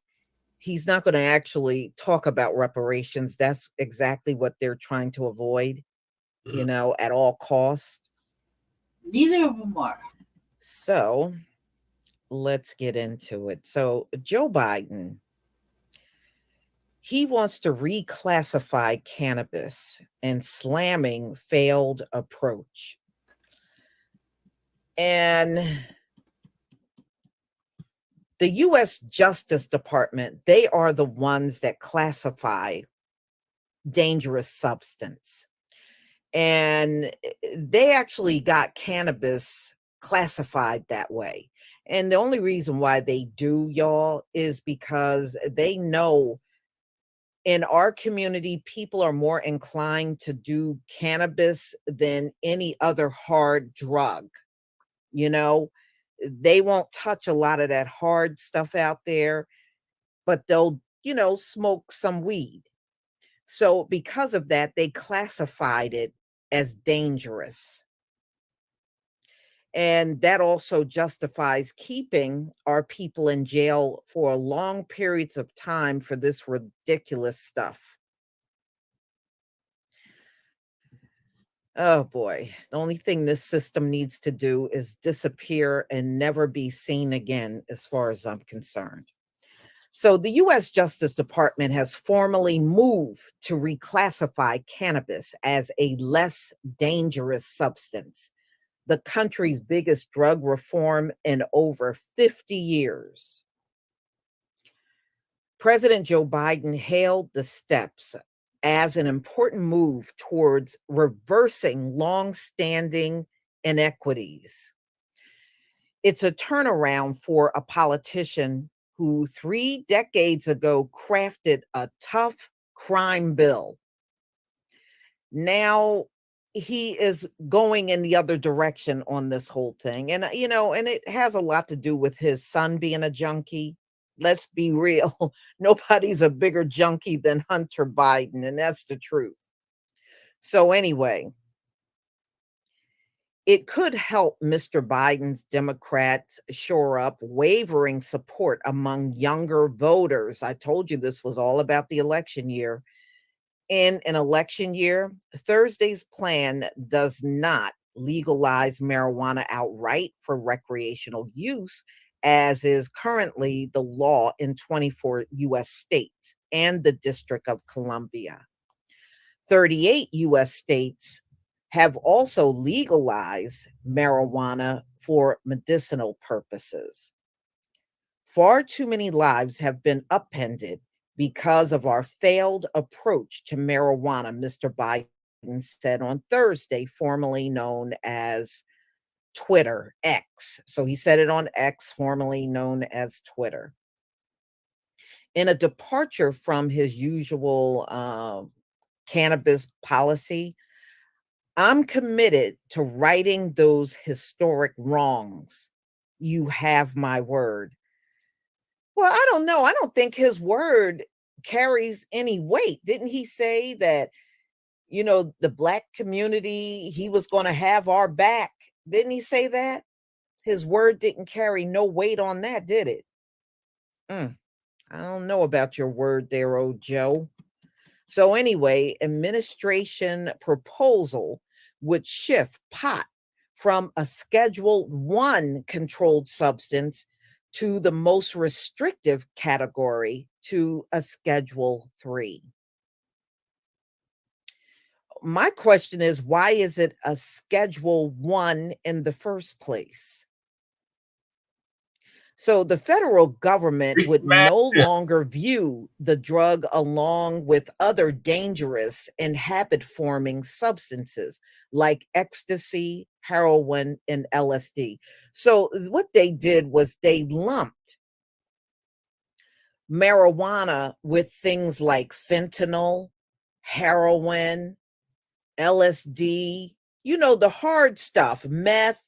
They lumped marijuana all together in with those hardened substance. And there's no way, marijuana even compares to those more hardcore substances. But, they did that to justify putting our people in jail. Oh, no, that's dangerous. That's dangerous. You can get years behind bars for that. Yeah, sure you can. Because they've done so much to set our people up. It is ridiculous. So rescheduling would probably stimulate the legal cannabis industry by enabling easier access to traditional banking services and outside investments. The move would also provide a crucial boost to the president struggling to rally young and minority voters behind his reelection bid. Uh-huh. A lot of people are angry with him over that Gaza war too, especially the Muslims in the positions that Joe Biden has taken. So I guess he's afraid to lose too many more votes. Just passed to see As a senator, Mr. Biden authored the 1994 crime bill that is often blamed for mass incarceration, disproportionately impacting Black people over drug offenses. As a candidate in 2020, Biden promised to decriminalize the use of cannabis and said he did not believe anyone should be behind bars on charges of simple possession or small scale use. Well, people are still going to jail in this country for marijuana. And he's been sitting there for how many years now? I thought we had his word. You know what I mean? I thought everybody had his word. So this is what he is saying now. But he continues to oppose a full-scale legislation. His administration has instead granted 2 rounds of mass pardons for people with federal cannabis possession convictions. This is a load of BS. And this is why I am telling you this. If he does this on the federal level, very few of our people are going to be impacted by that. Most of our people are in jail for cannabis on the state level. So what if he does it on the federal level?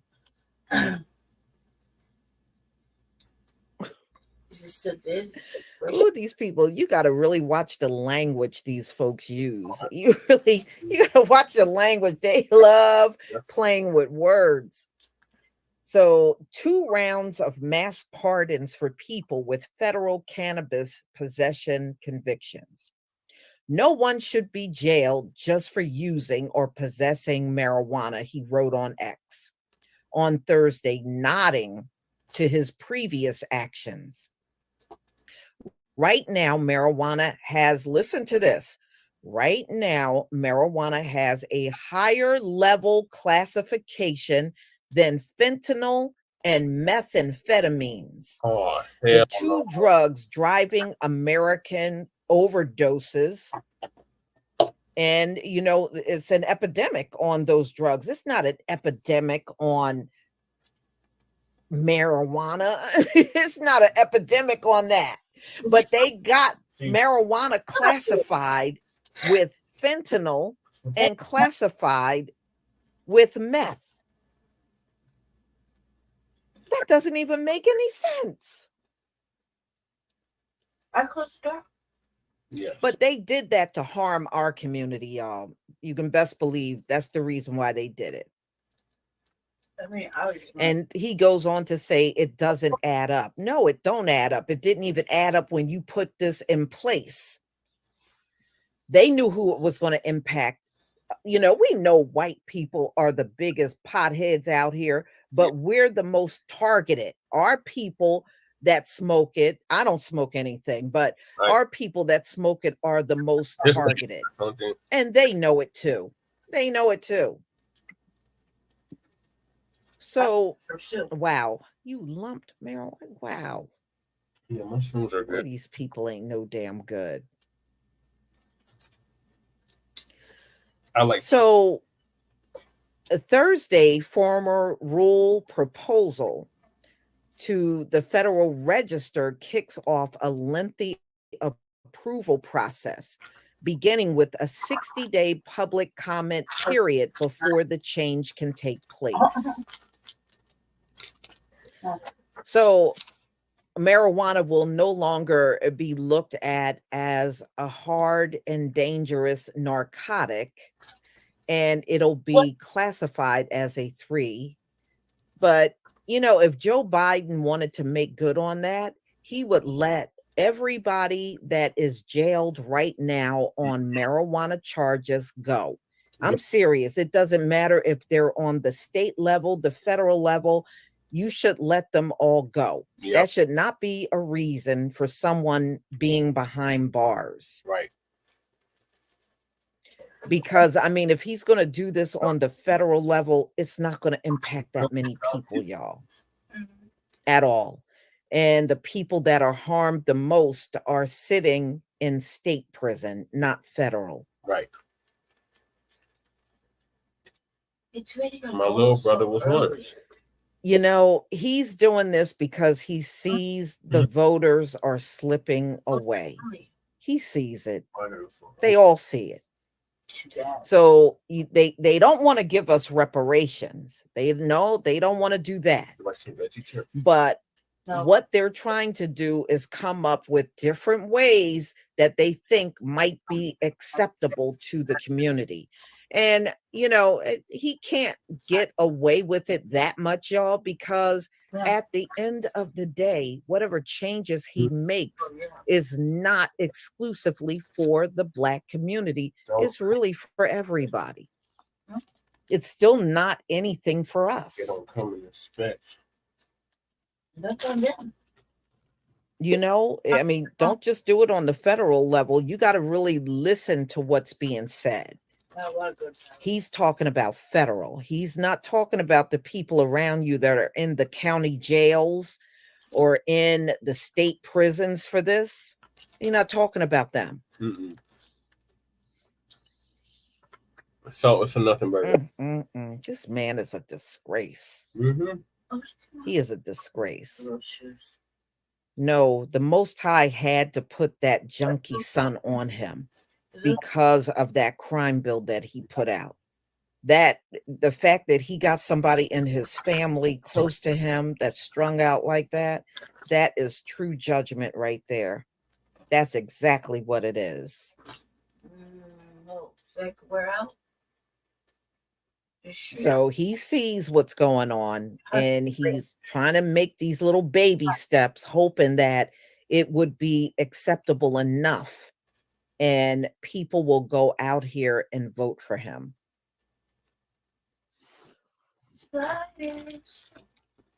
Slider bread. Yeah, well, it's the same way with Donald Trump. No matter what you bring out about Donald Trump, you still got those people that come around Trump. 2024, Trump 2024.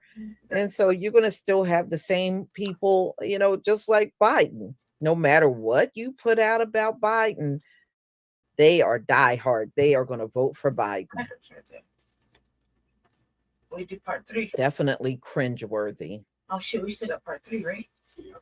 You should come back here. That's good. Right with you, right? Yeah, no. Right out. Biden ain't gonna talk reparations, y'all. The sunlight. Yeah. I can tell you that right now. They know what we're talking about out here. They're fully aware. They are. They're just avoiding that topic because, you know, remember this government is rooted in racism. Mm-hmm.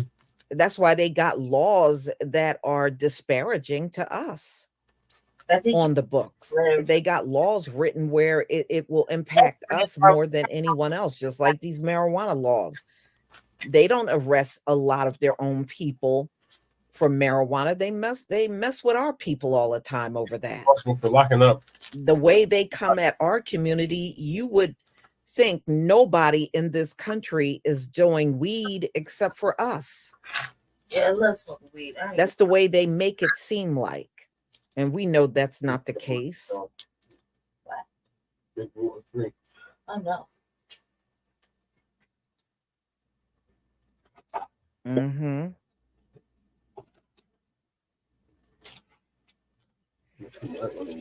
Jerry, I don't think anybody here think Joe Biden is going to save the Black community. I don't even know why you wrote that. We don't think like that around here. Comments. Yeah. All right. Uh-huh. See? Yes, at the end. All right. What are your thoughts on Biden endorsing cannabis? I think it's fucking late Reclassification. now, and he should let everybody out. I guess. Yeah, he definitely should.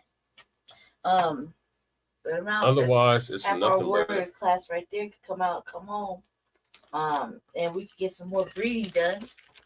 Yeah, that's always good. We get some more breeding done. Like they'll laugh, man. We need to be making some beautiful babies going on. Mm-hmm. You know, there's women that need husbands. There's men that need wives. There's men that need both. You know what I mean? Yeah. So you need to let release our warrior class, half our warrior class right there and come out. That's half our men is locked up in there. Half our sons are in there, so we can release them. Some a lot of positives could happen. I don't know about this. It's like a Rice Krispie treat. I'm looking at your face, and I'm like, I don't know, Doc. It's caramel sea salt.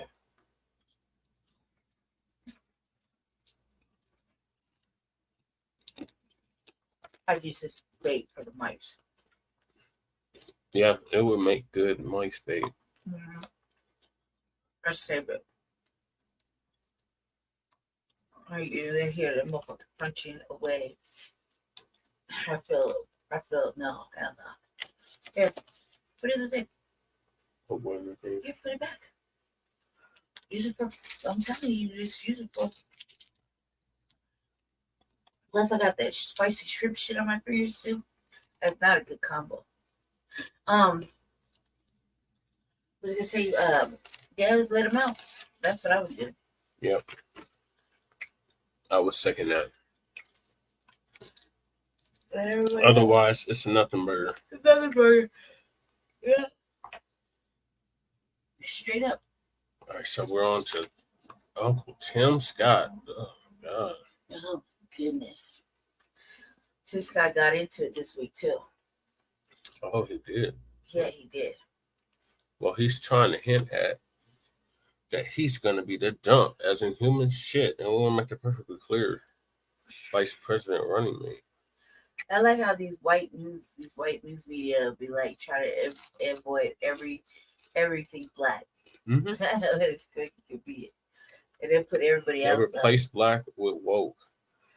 They have a war on woke, which is a war on black people, and they want to make that perfectly clear. Yeah, it just means they don't want you to be awake. Mm-hmm. They don't want you to call it what it is, which is the global system of racism and white supremacy.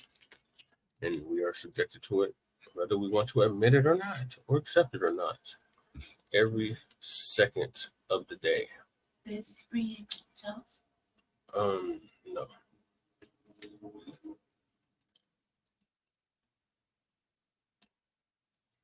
I have a few over here, but no more bounty. Okay, thank you. I'm sorry. Many more.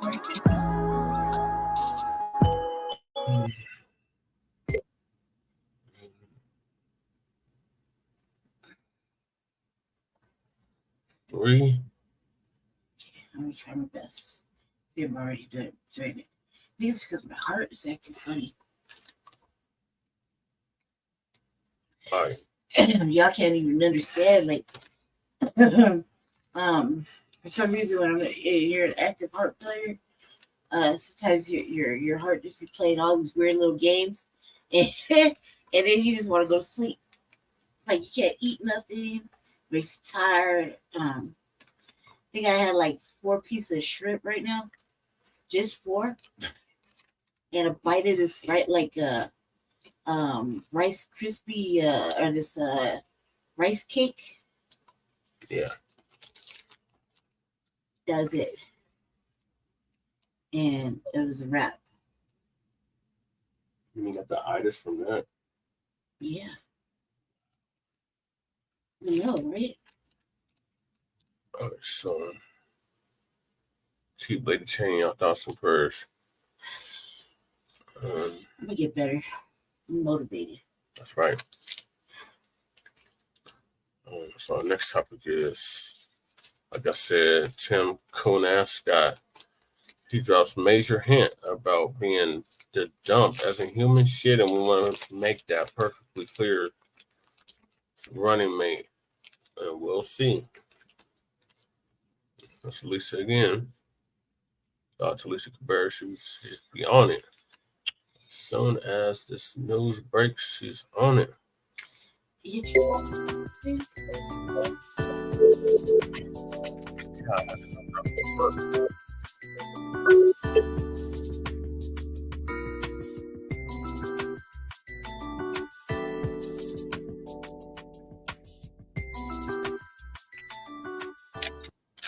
I learned my lesson from copyright. I know Tim Scott is really hard on the eyes, y'all, but bear with me through this story. So Tim Scott recently has been dropping hints about being the VP pick. So he has been giving strong indications that yet he's a top contender for President Donald Trump running mate, and suggested Wednesday he'll be part of a potential VP debate to be held this summer. I hear there's a debate in July. Scott told Newsmax, Eric Bolling, if you're the guy moderating, maybe I'll be talking to you. We'll see what happens. Bolling then was asking Scott point blank if he will be Trump's number 2. Well, we'll see. We'll see. A laughing Scott replied. So Trump and President Biden have agreed to, 2 debates. And I did a story on that yesterday. The first debate will be June 27th. The second debate, September 10th. September 10th. Okay. All right. So Biden's campaign has also proposed having a VP debate in July, but an agreement on the timing has not been announced.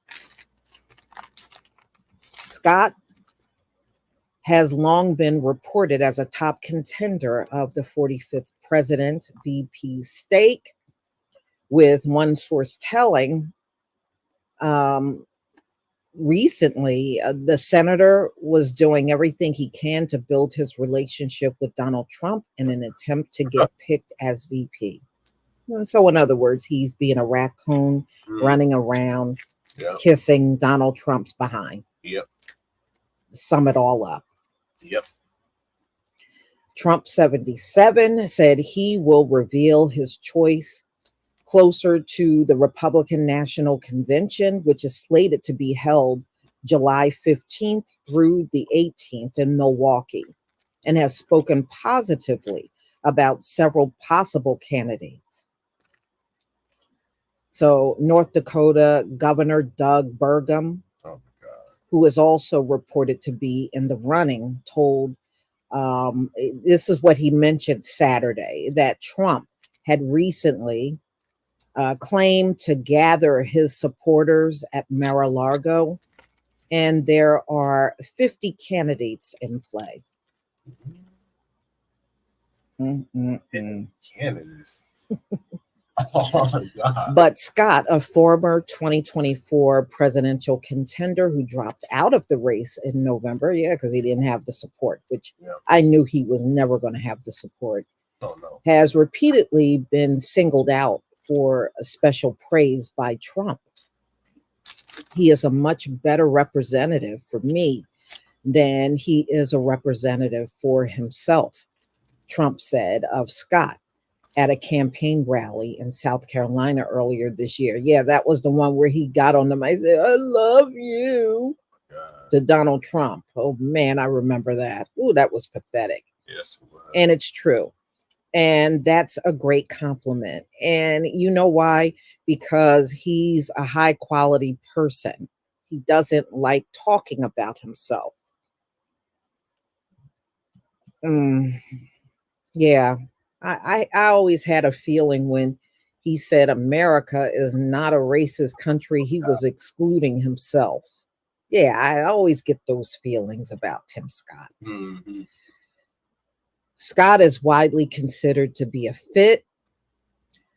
From what sources close to Donald Trump campaign said, as an ideal running mate for the former president, namely someone who was loyal to the GOP standard bearer, but does not upstage him. Oh, you got all that in Tim Scott. Oh, yeah, you got all of that in Tim Scott. Scott has been one of Trump's fiercest supporters since endorsing him before January 23rd New Hampshire primary, stumping for him on the trail and on the airwaves. Yeah, Trump assigned him to bring the African American voters, and this man is so disconnected from his own people, it's not even funny. Right. But this is what Donald Trump gave him to do. So the South Carolinian has also started a weekly video series, America's Starting Five, joined by 4 Black Republicans in Congress to pitch the GOP message to African American voters ahead of November 5th election. The Trump campaign did not immediately respond to emails. Well, I don't know how Donald Trump can. I don't know how Donald Trump can respond to anything. It seems like he's tied up in court almost every day. That man is in court more than anybody I have ever seen in my life. So, y'all, tell me what you think. He seems to be all giddy over the fact that he may be the VP pick for Donald Trump. And, you know, he very well could be. Donald Trump can do whatever the hell he want to do. Apparently, break the law and he can pick Scott. He can do whatever he wants. You know, this is Trump's world. Y'all tell me what you think about this video. Please leave your comment and please do the same for Frontline Black News and the Revolutionary Agenda. Oh man, he is not giving it up. He is determined. I'll give the stymy looking individual on your screen that. But ain't no retirement plan in Coonan. White supremacy is always gonna break their tools. So you keep trying to get this damn position with the dump. As a human shit, and we want to make this perfectly clear. That's his vice president candidate. And it's not gonna make it's not happening. He's gonna get on code with white supremacy and pick somebody that looks like him and represents his values. You, Tim Scott, are trying your hardest to do that. But at the end of the day, Negro, you're still black. So even though you're the whitest black guy they probably know, and they hired you to galvanize black people behind support of the dump, that is a waste of serious money. because you don't have the pulse of the people. You're so disconnected, Tim Scott. You just have no clue. And then you try to get married, even though you know you're a switch hitter at worst. And it's just not going to work, man. He just needs to hang it up. He's going to pick the panties or Abbott or somebody else that is white and a white male that's going to represent him. That looks like him. So give it up, Tim Scott. There ain't no future in your cooning. Shout out to MC Breed. Okay, so the next topic is, sorry, my tablet is acting really stupid all of a sudden. It's just locked up on me out of nowhere.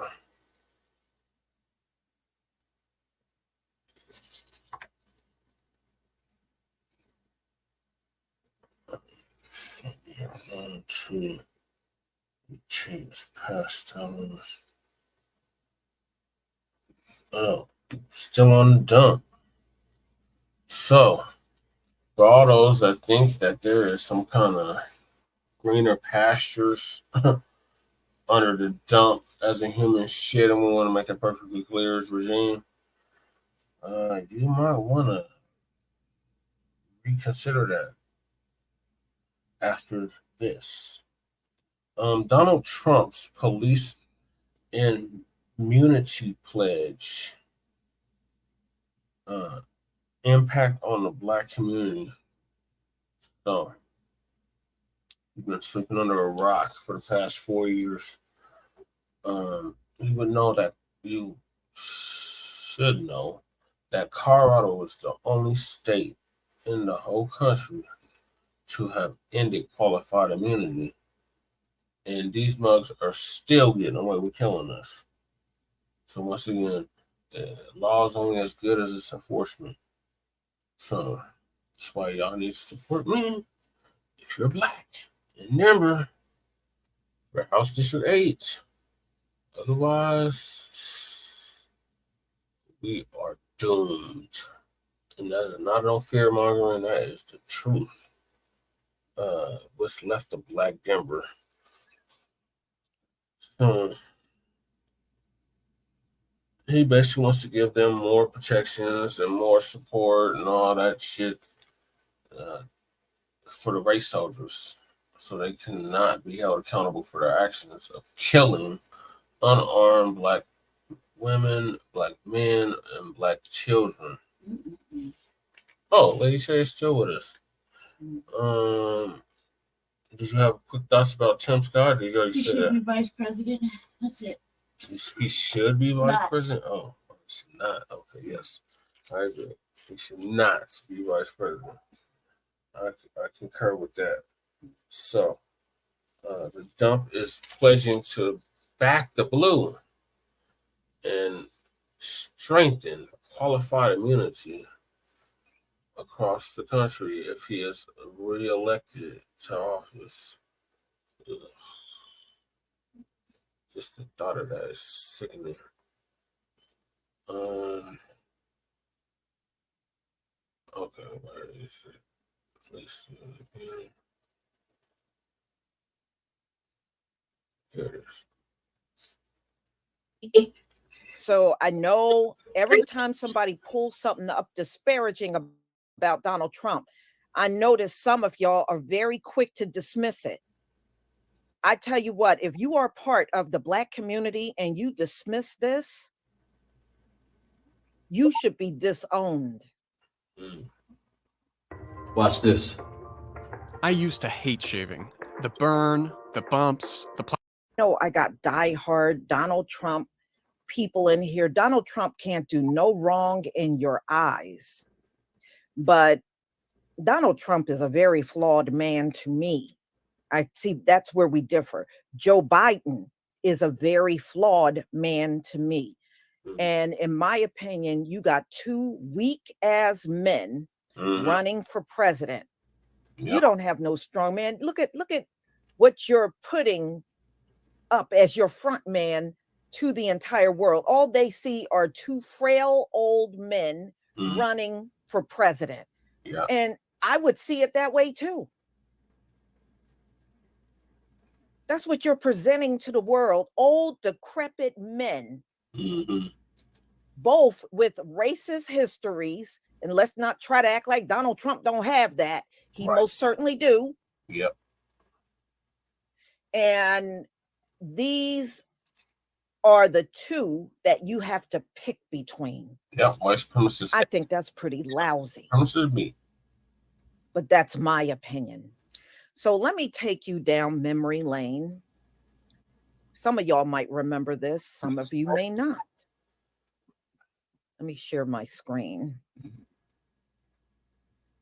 Shalom to everybody in the chat. Thank you for being here. Yeah. Same with our audience. Donald Trump was in a press conference. He was in a press conference, and this was back in 2020. And the subject of the police shooting of Black Americans came up. Donald Trump downplayed it. He tried to make it seem like, we know that's going on, but it might be over exaggerated. He tried to downplay the killing of our men and women at the hands of the police. And I don't want to hear that's NPR. Oh, because y'all try to play that. Oh, that's it. Oh, a Democrat. No, Donald Trump really did this. Yeah. Donald Trump really did this at a time when our people were getting killed left and right. Yep. He did this. He did this at the time of George Floyd. Yep. Okay. So I know every time somebody pulls something up disparaging about Donald Trump, I notice some of y'all are very quick to dismiss it. I tell you what, if you are part of the Black community and you dismiss this, you should be disowned. You should be the pariah in the community. Yeah. Now, the MAGA supporters, it is what it is. They're going to do what they always do. See, they'll have the shared opinion of Donald Trump and still believe that Black men and women should go out there and vote along with them for Donald Trump. They'll have a disparaging opinion about the Black community and still have an expectation that you should still go out there and pull that lever for Donald Trump. That's the kind of madness we are dealing with. I'm never going to forget about this. That's why I'm not going to dive on Donald Trump's train, and I am definitely not diving on Joe Biden. I don't think we got a good pick at all. At all. It's just like putting two poisonous snakes in front of us. Yep. One snake will bite you and you may die a slow death. The other snake may bite you and you die faster. At the end of the day, you're still going to die. Right. Good analogies, Lisa. So Donald Trump is doing what he's doing. Back in the news. Back out here cheerleading for the police, for them to have more immunity, like they don't have enough. Right. But this is what he's doing. So let's get into this recent story. So Donald Trump, police immunity pledge. So he is promising to give police immunity from prosecution.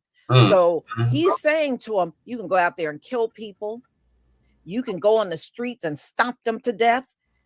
You can use a pack of canines on the people and have them mauled to death by them. Hell, you can go out there with a noose. You got immunity. We ain't gonna do nothing to you.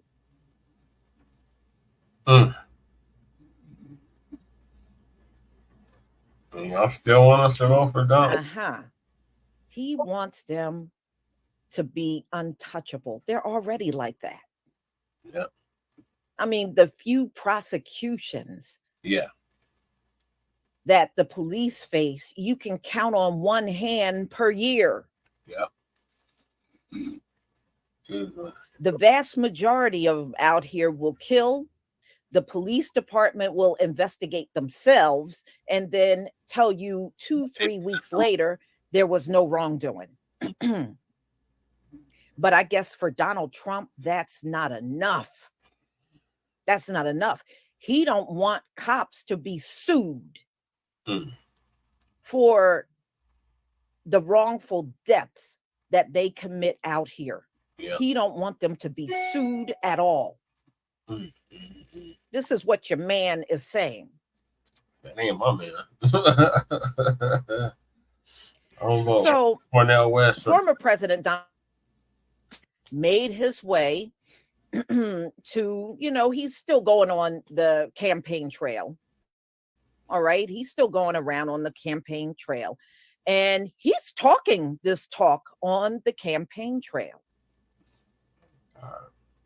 So, of course, he is saying we're going to give our police their power back. Well, who took their power away? Exactly. And y'all, I want you to notice something. In no other country on this planet does the police have the power to do the things that the cops over here do. No other country allows it. If they step too far out of bounds, they get in a lot of trouble, and they themselves could end up the way they did their victim. Okay.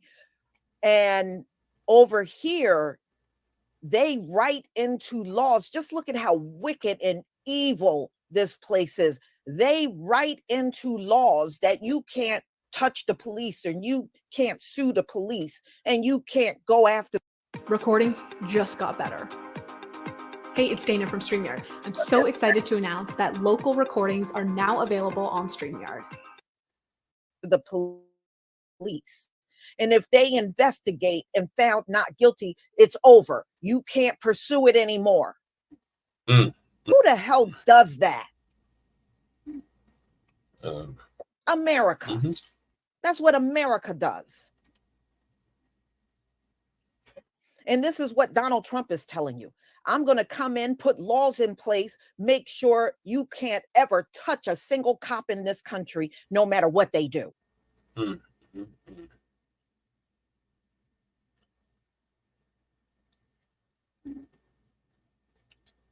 We're going to give them immunity from prosecution. Between cops and prosecutors, law enforcement officers are arguably already the most powerful people in government. Yes, they are, and they shouldn't be.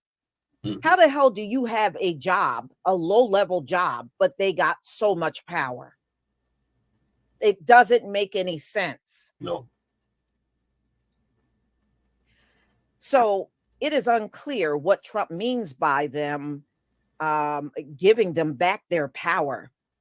His second promise through immunity from prosecution is more concrete and a reminder of the former president's views on the government accountability. Yeah, so Donald Trump is the kind of person that don't want to be accountable for his deeds. So of course he's going to put stuff in place that says that very same thing for whatever he favors. Oh, well, you can't prosecute the police. I gave them complete immunity. That's what he is telling you. So who's going to suffer from Donald Trump's policing policy, nobody but the Black community. Yeah. And he doesn't care. Mm-mm. If he downplayed it back in 2020, do you think he's going to do anything less when he gets in office again? Mm-mm. We're going to see the bodies are going to be stacking up. Yeah. And he won't care. Mm-mm. There are, however, a few problems. As president, Trump would be extremely constrained from immunizing anyone, including police officers, from prosecution, as most criminal proceedings are in state court, where his power wouldn't apply. That's BS. You can best believe if there are police chief, listen to me now. I can tell a white person wrote this. Listen to me. If there is a police chief that is a Trump supporter, he is going to use his position to give that immunity that Donald Trump is talking about. It doesn't matter if it's on the state level. It don't matter. Mm-hmm. And you can best believe, because Donald Trump favors the police, they overwhelmingly back Donald Trump. Oh, yeah. So you don't think those cops are going to do what Donald Trump said? Everybody gets all this immunity. So they'll just decide no shooting is warrant for court. And Donald Trump is going to just back him up on it. You see where he stands now. So it don't have to be on the state level. As long as people are in place that support Donald Trump, they're going to block all these lawsuits that would have come against them for whatever wrong deeds they are doing out there. So Donald Trump is going to let them open fire on the Black community and never get in trouble. Because as far as I'm concerned, that's what he's saying. Nobody gets it more than we do. Right. That's exactly what he's saying. Mm-hmm.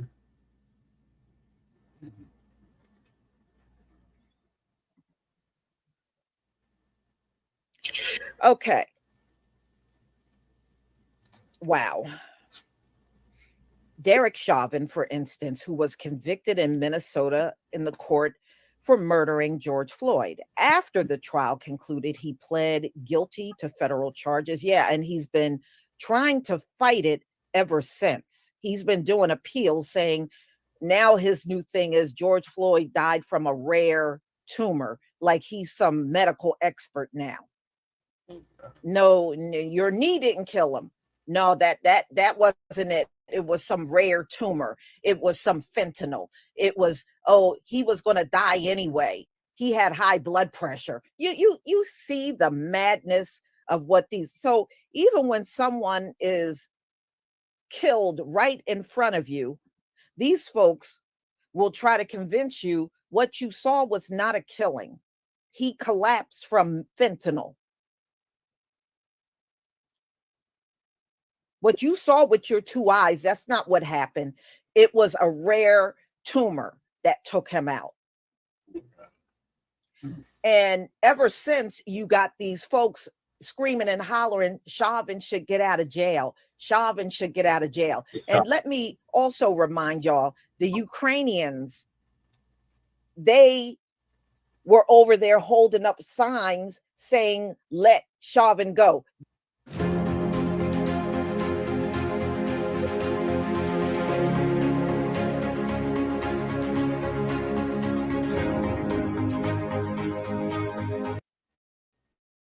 The Ukrainians were doing that. This got all the ass. The Ukrainians, the one that Biden keeps throwing piles of money on. Yeah. That's what they were over there saying. Oh, there's some pictures of them holding up signs to free Derek Chauvin. Wow. But they would rather have those kind of people come into the country and be here in America.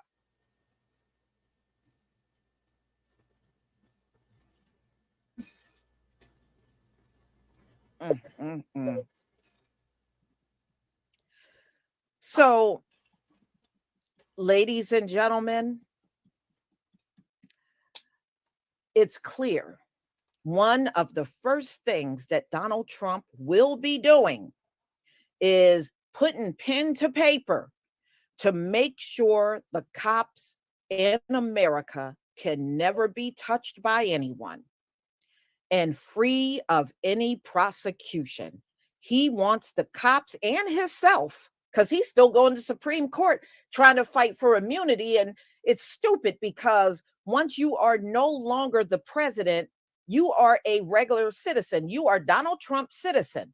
Why are you running up to the Supreme Court demanding immunity unless you got crime that you don't want to have to pay for? Mm-hmm. Is that why you had 91 indictments? Yep.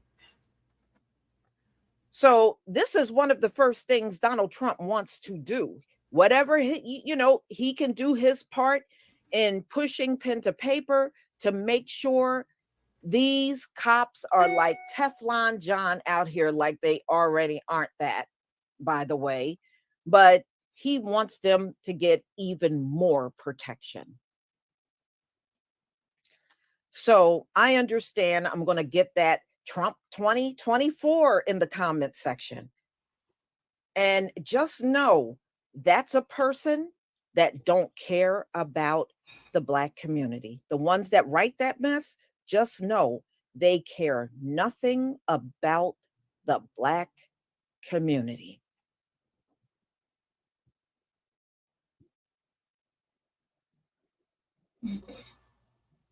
And sometimes it'll be your own.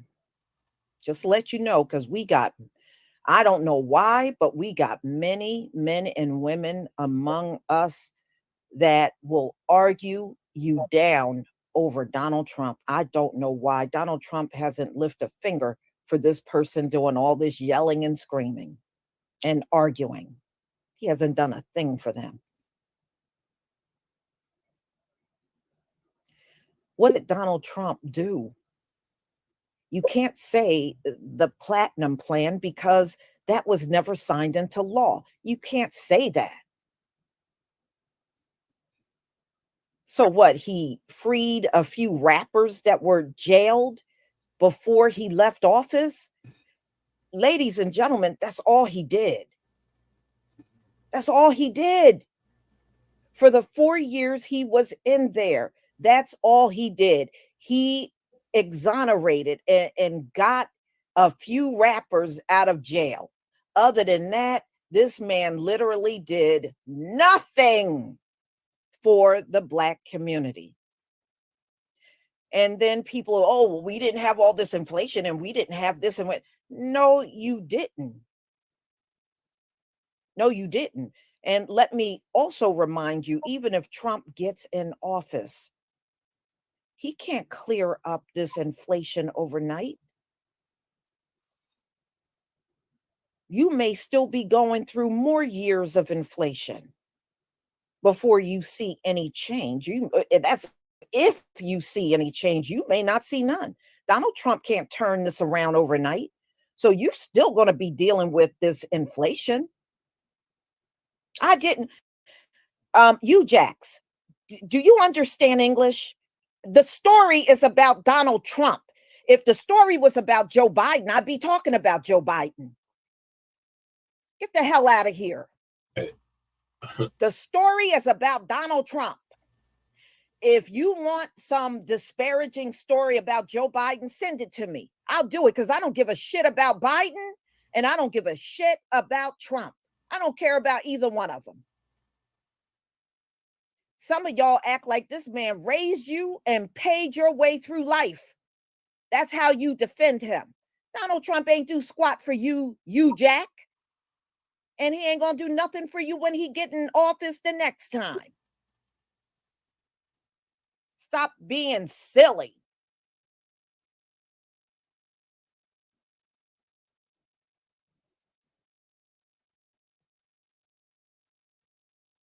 I can't stand Joe Biden. I can't stand him. And I don't like Donald Trump either. I don't like either one of these men. I think America is getting screwed over in this presidential election. I really do. I think you're getting screwed over. And here you got both men. Neither one are talking about reparations. Neither one are talking about a crime bill, but no, both of them are talking about, the police and more immunity. They're both talking like that. And Donald Trump is not saying, I'm going to sit down and maybe we'll revise qualified immunity. Nothing from either side. Nothing from either side. One thing I do know, when it comes down to reparations, both the Democrats and the Republicans are on the same page. And that page says they don't want us to have it. That's one thing they are in definite agreement on. Neither one wants us to have reparations. They won't discuss it. Both are out on the campaign trail. In fact, they're not even talking about the Black community. Donald Trump ain't talking about the Black community. Joe Biden, go pull up their speeches recently on the campaign trail. They're not talking about us. Donald Trump was just in New Jersey this past weekend. He didn't bring the Black community up at all. They don't care about us.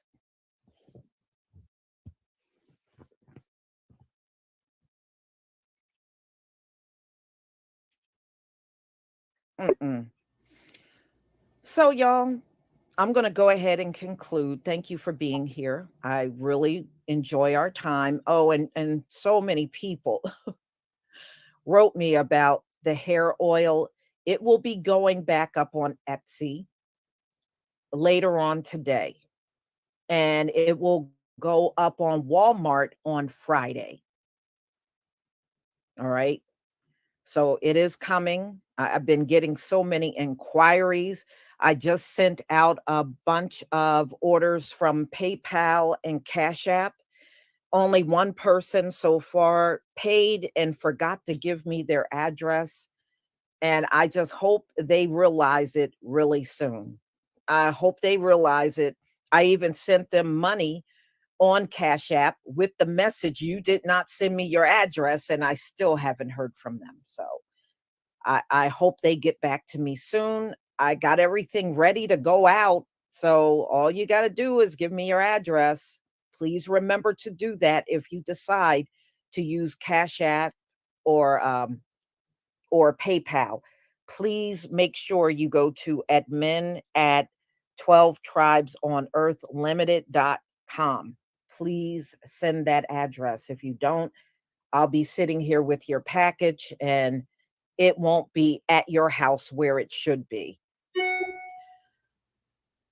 All right, everybody. We'll do this again tomorrow on a different topic. Shalom, family.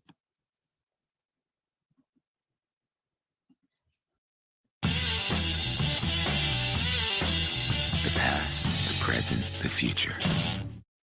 Are you tired of dealing with worn out windows that don't seal, leak, or are hard to open? Maybe you've even tried to get someone to replace your windows, but never received a response. It's true. Demand for home improvement products is sky high.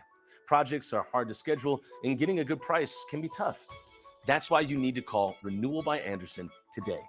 Call now, and in no time at all, you could be meeting with your design consultant and on your way to beautiful new replacement windows from Renewal by Andersen.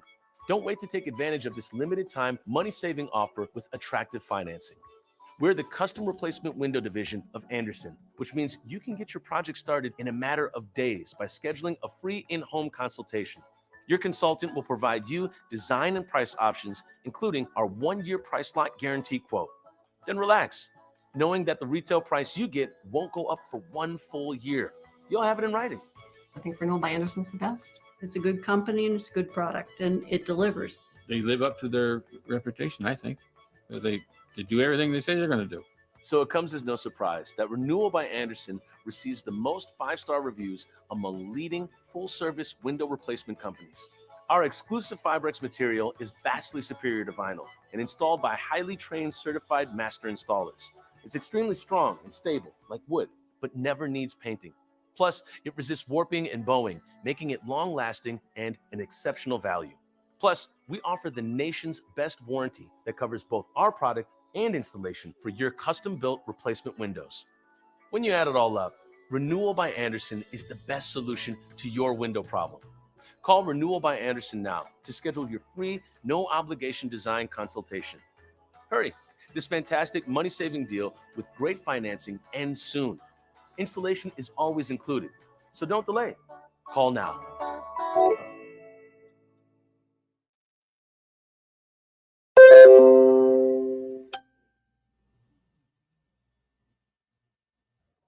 All right, y'all, I'm going to post the link.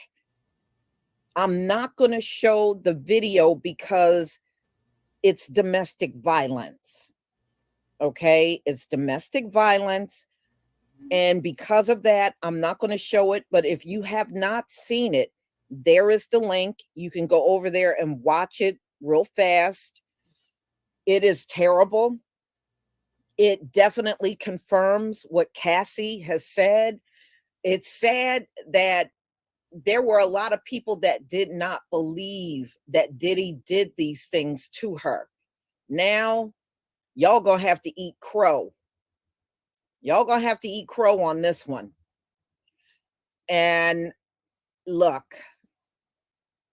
I'm not shocked when you start hearing the same thing from multiple people, then yeah, that raises a red flag, especially in Diddy's case. And it's not like he just did this to Cassie and no one else. We all remember when he broke Kim Porter's nose, and there's still a lot of people to this very day that believe Diddy had something to do with her demise. So, no, I mean, I think Cassie is vindicated on this one. I really do. I think he's vindicated. And I think this is the beginning of a major downfall for Diddy. He absolutely, I don't see how he can maintain himself in an industry after something like this coming out. I don't see how he can do it. I think it's really, truly over for him. Whoever his handlers are at the top, they're letting him fall. They're letting him fall for real. Oh, yeah, it's not just Kim. You know, some people think he had something to do with Heavy D too. Other people, not just Kim. It seems like everybody around him always end up in the boneyard, you know? So let's get into it. There, I showed you the link. Y'all can go over and watch it. So, exclusive, Sean Diddy Combs seen physically assaulting Cassie Ventura. This video is from 2016, surveillance obtained by CNN. And so, yeah, it's the buzz on social media, and a lot of people are buzzing about it now all over social media. So, this is a 2016 surveillance video obtained exclusively by CNN, shows Sean Diddy Combs grab, shove, drag, kick, then girlfriend Cassie Ventura during an altercation that matches allegations in a now settled federal lawsuit filed by Ventura in December. And I remember it was so many people saying, she's lying. She's lying. She's not telling the truth. She's lying. Yeah, no, she wasn't lying at all. The footage compiled from multiple camera angles dated March 5th, 2016 appears to show the rapper, producer, and business mogul during an incident that this occurred to Ventura's complaint. So this was in there. This was in her original complaint back in November of 2023. And it occurred at a now closed intercontinental hotel in Century City, Los Angeles. CNN verified the location based on publicly available photos. of the former hotel interior. In the video, Ventura, she attempts to exit the hotel room and walks down the hallway to the elevators. Then Combs come running down the hallway with a towel wrapped around his waist. And you can see he had a white towel on if you watch the video. And he comes down the hallway after her. He grabs her by the back of the neck and throws her to the floor, still holding his towel close with one hand. He then turns and kicks her.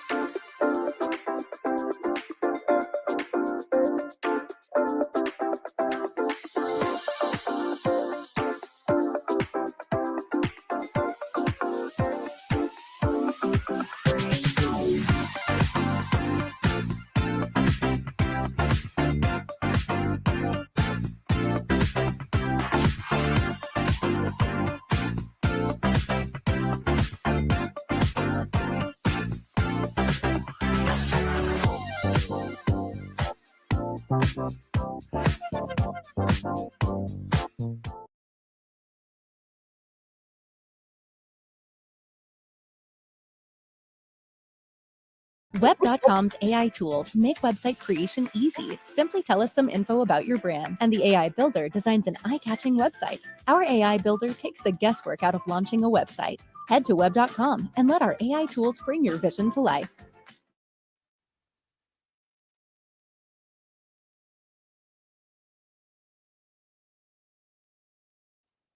In the video, Ventura is on the ground.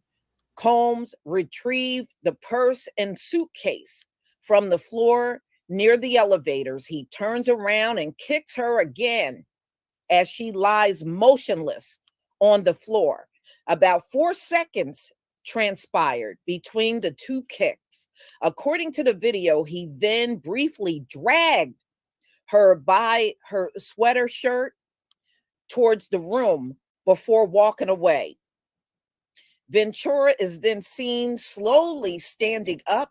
She gathers items from the floor and moves to pick up a phone in the hallway near the elevators.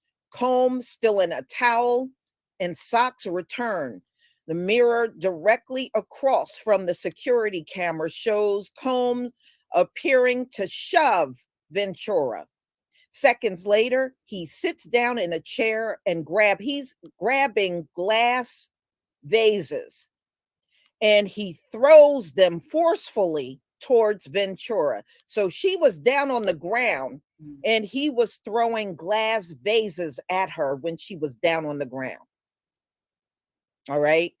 That's what he was doing when he sat down. Combs is seen walking away, then turns towards Ventura once again when the elevator door opens and someone appears to exit. Ventura, who reached an undisclosed settlement with Combs, declined to comment on the video obtained by CNN. Ventura's attorney, Douglas H. Wigdor, the gut-wrenching video has only further confirmed the disturbing and predatory behavior of Mr. Combs. Words cannot express the courage and fortitude that Miss Ventura has shown in coming forth to bring this to light. CNN reached out to representatives for Combs and Intercontinental Hotels for comment. Combs previously denied Ventura's allegation. So she sued Diddy, and she was suing him for a period of time in their relationship that occurred between 2007 and 2018. The two were photographed together at the Los Angeles premiere film A Perfect Match on March 7th, 2016. According to Ventura's complaint, which cited the altercation as occurred around March 2016, Combs became extremely intoxicated and punched Mrs. Ventura in the face, giving her a black eye. Now, she said that occurred in the room. That occurred in the room. That's why she was trying to leave and get out of the hotel, because he had beat her on her in the room and gave her a black eye. So she grabbed her bag and her purse, and she was trying to get out of there and get away from him. So according to Ventura's complaint, which cited the altercation as occurring around March of 2016, so they said he was intoxicated. He punched her in the face. She had a black eye. After Combs fell asleep, Ventura attempted to leave the hotel room, but he woke up and followed her into the hallway of the hotel while yelling at her, the complaint said. Again, how did people in the hotel rooms not hear that if he was in the hallway yelling on her and beating on her? They had to hear that. They had to hear it. He grabbed her and then took glass vases in the hallway and threw them at her, causing glass to crash around them as she ran to the elevator to escape, the complaint alleged. And that's not an alleged, that's a fact, because that's on that video. So that's not alleged. So after Ventura got in the elevator, her complaint states that she took a cab to her apartment. Upon realizing that her running away would cause Mr. Combs to be even angrier with her, and she completely stuck in his vicious cycle of abuse, Miss Ventura returned to the hotel with the intention of apologizing for running away from her abuser, the complaint claims. When she returned, the hotel security staff urged her to get back into the cab and go to her apartment, suggesting that they had seen the security footage showing Combs beating Miss Ventura and throwing glass at her in the hallway. So the security already seen it. All right. So if the hotel security seen it, nobody called the authorities on Sean Combs and showed them the video. Oh, that's all they would have had to do, is call the police and show the video of what happened. And it seems like they did not do that. They didn't do that. All right, because I know he paid to get videos, and that's not the only one. Whenever he got caught in, I guess, in the camera view, he would pay money to get the actual surveillance video. The complaint alleges Combs paid Intercontinental Hotel $50,000 for a hallway security footage from that. So a crime took place at the hotel and they took $50,000 and stayed silent. Wow. Okay. The incident was part of a number of allegations made in the November lawsuit, which Ventura claimed she was raped in 2018 and subjected to years of repeated physical and other abuses by Combs. So, wow, I think Diddy is going to be in a lot of trouble, y'all. I really do. I don't see how he's going to weasel his way out of this one. Number one, you can clearly see it's him on the video. You clearly see it. Number two, he paid $50,000 to get the surveillance video. Who pays that kind of money unless you did something on that video that you know was wrong? You know that mess was wrong. That's why you needed that video. And as you know, when he got his home raided, it was said that Cassie was cooperating with the feds. And you know what? If other people, if there are videos on other people that have made claims on Diddy, man, we don't even need to see that at this point, because not unless it's in court, of course, but I think this is so damaging that Diddy, how do you come back? Nobody's going to listen to Diddy at this point.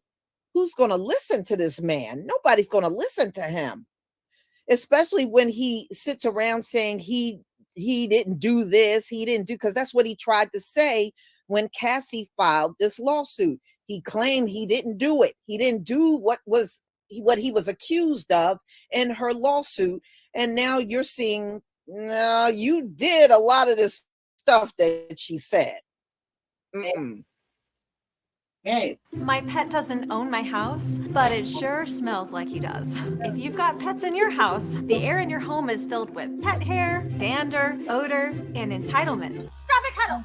That's my back massager! The Sans air purifier comes with a medical grade filter that cleans the animal funk out of your home's air so you're not breathing in pet hair. It keeps. Yeah, I don't think. I'm gonna eat my commentary. So. Oh, it's not. No, it's supposed to be on Diddy shit. Just get it up. Come on. All right, so Puff Daddy and Cassie video. So we saw the video. Not agree full-heartedly what she said. Either way, he did it. Doesn't even matter. Everybody knows he's a weirdo. Did weird shit for a long time. Yeah, that's 20 years. Right. So, what she says made very valid points. That's all I gotta say. Let's shut it down. Let's go. I got a major fucking headache, baby. I feel it shaking. My brain's shaking around. We gotta go. All right. We're gonna be right back anyway tomorrow. Just don't worry. Part 3 comes tomorrow. But it's late. We gotta get up very early. Yeah. Very early. So light off me, please. We get over here. All right. Do you have anything else to say? Stay black, stay dangerous, stay favorite, and it's a beautiful day. And let's say the 20th. Man, almost Charles. Yeah, we definitely in the algorithm. Today is the 20th, no. Charles too. Yep, I'm ready. And they want to sell us. They want us to get these goddamn data packages. It's hilarious. Hell out of here with that dumb shit. All right. Well, thank y'all for tuning in to this episode of Frontline Black News, Season 4, Episode 7, Part 2 of the Frontline Black News. Join us tomorrow evening when we'll do Part 3 of Season 4, Episode 7. In the meantime, make sure you like and subscribe to all our platforms. Frontline Black News on YouTube and Facebook. The Revolutionary Agenda on YouTube and Facebook. And Shabaka's Black Experience Enhanced on Facebook and Twitter, now X. So peace, love, light, reparation, separation, and Black empowerment. We'll see y'all then. Peace.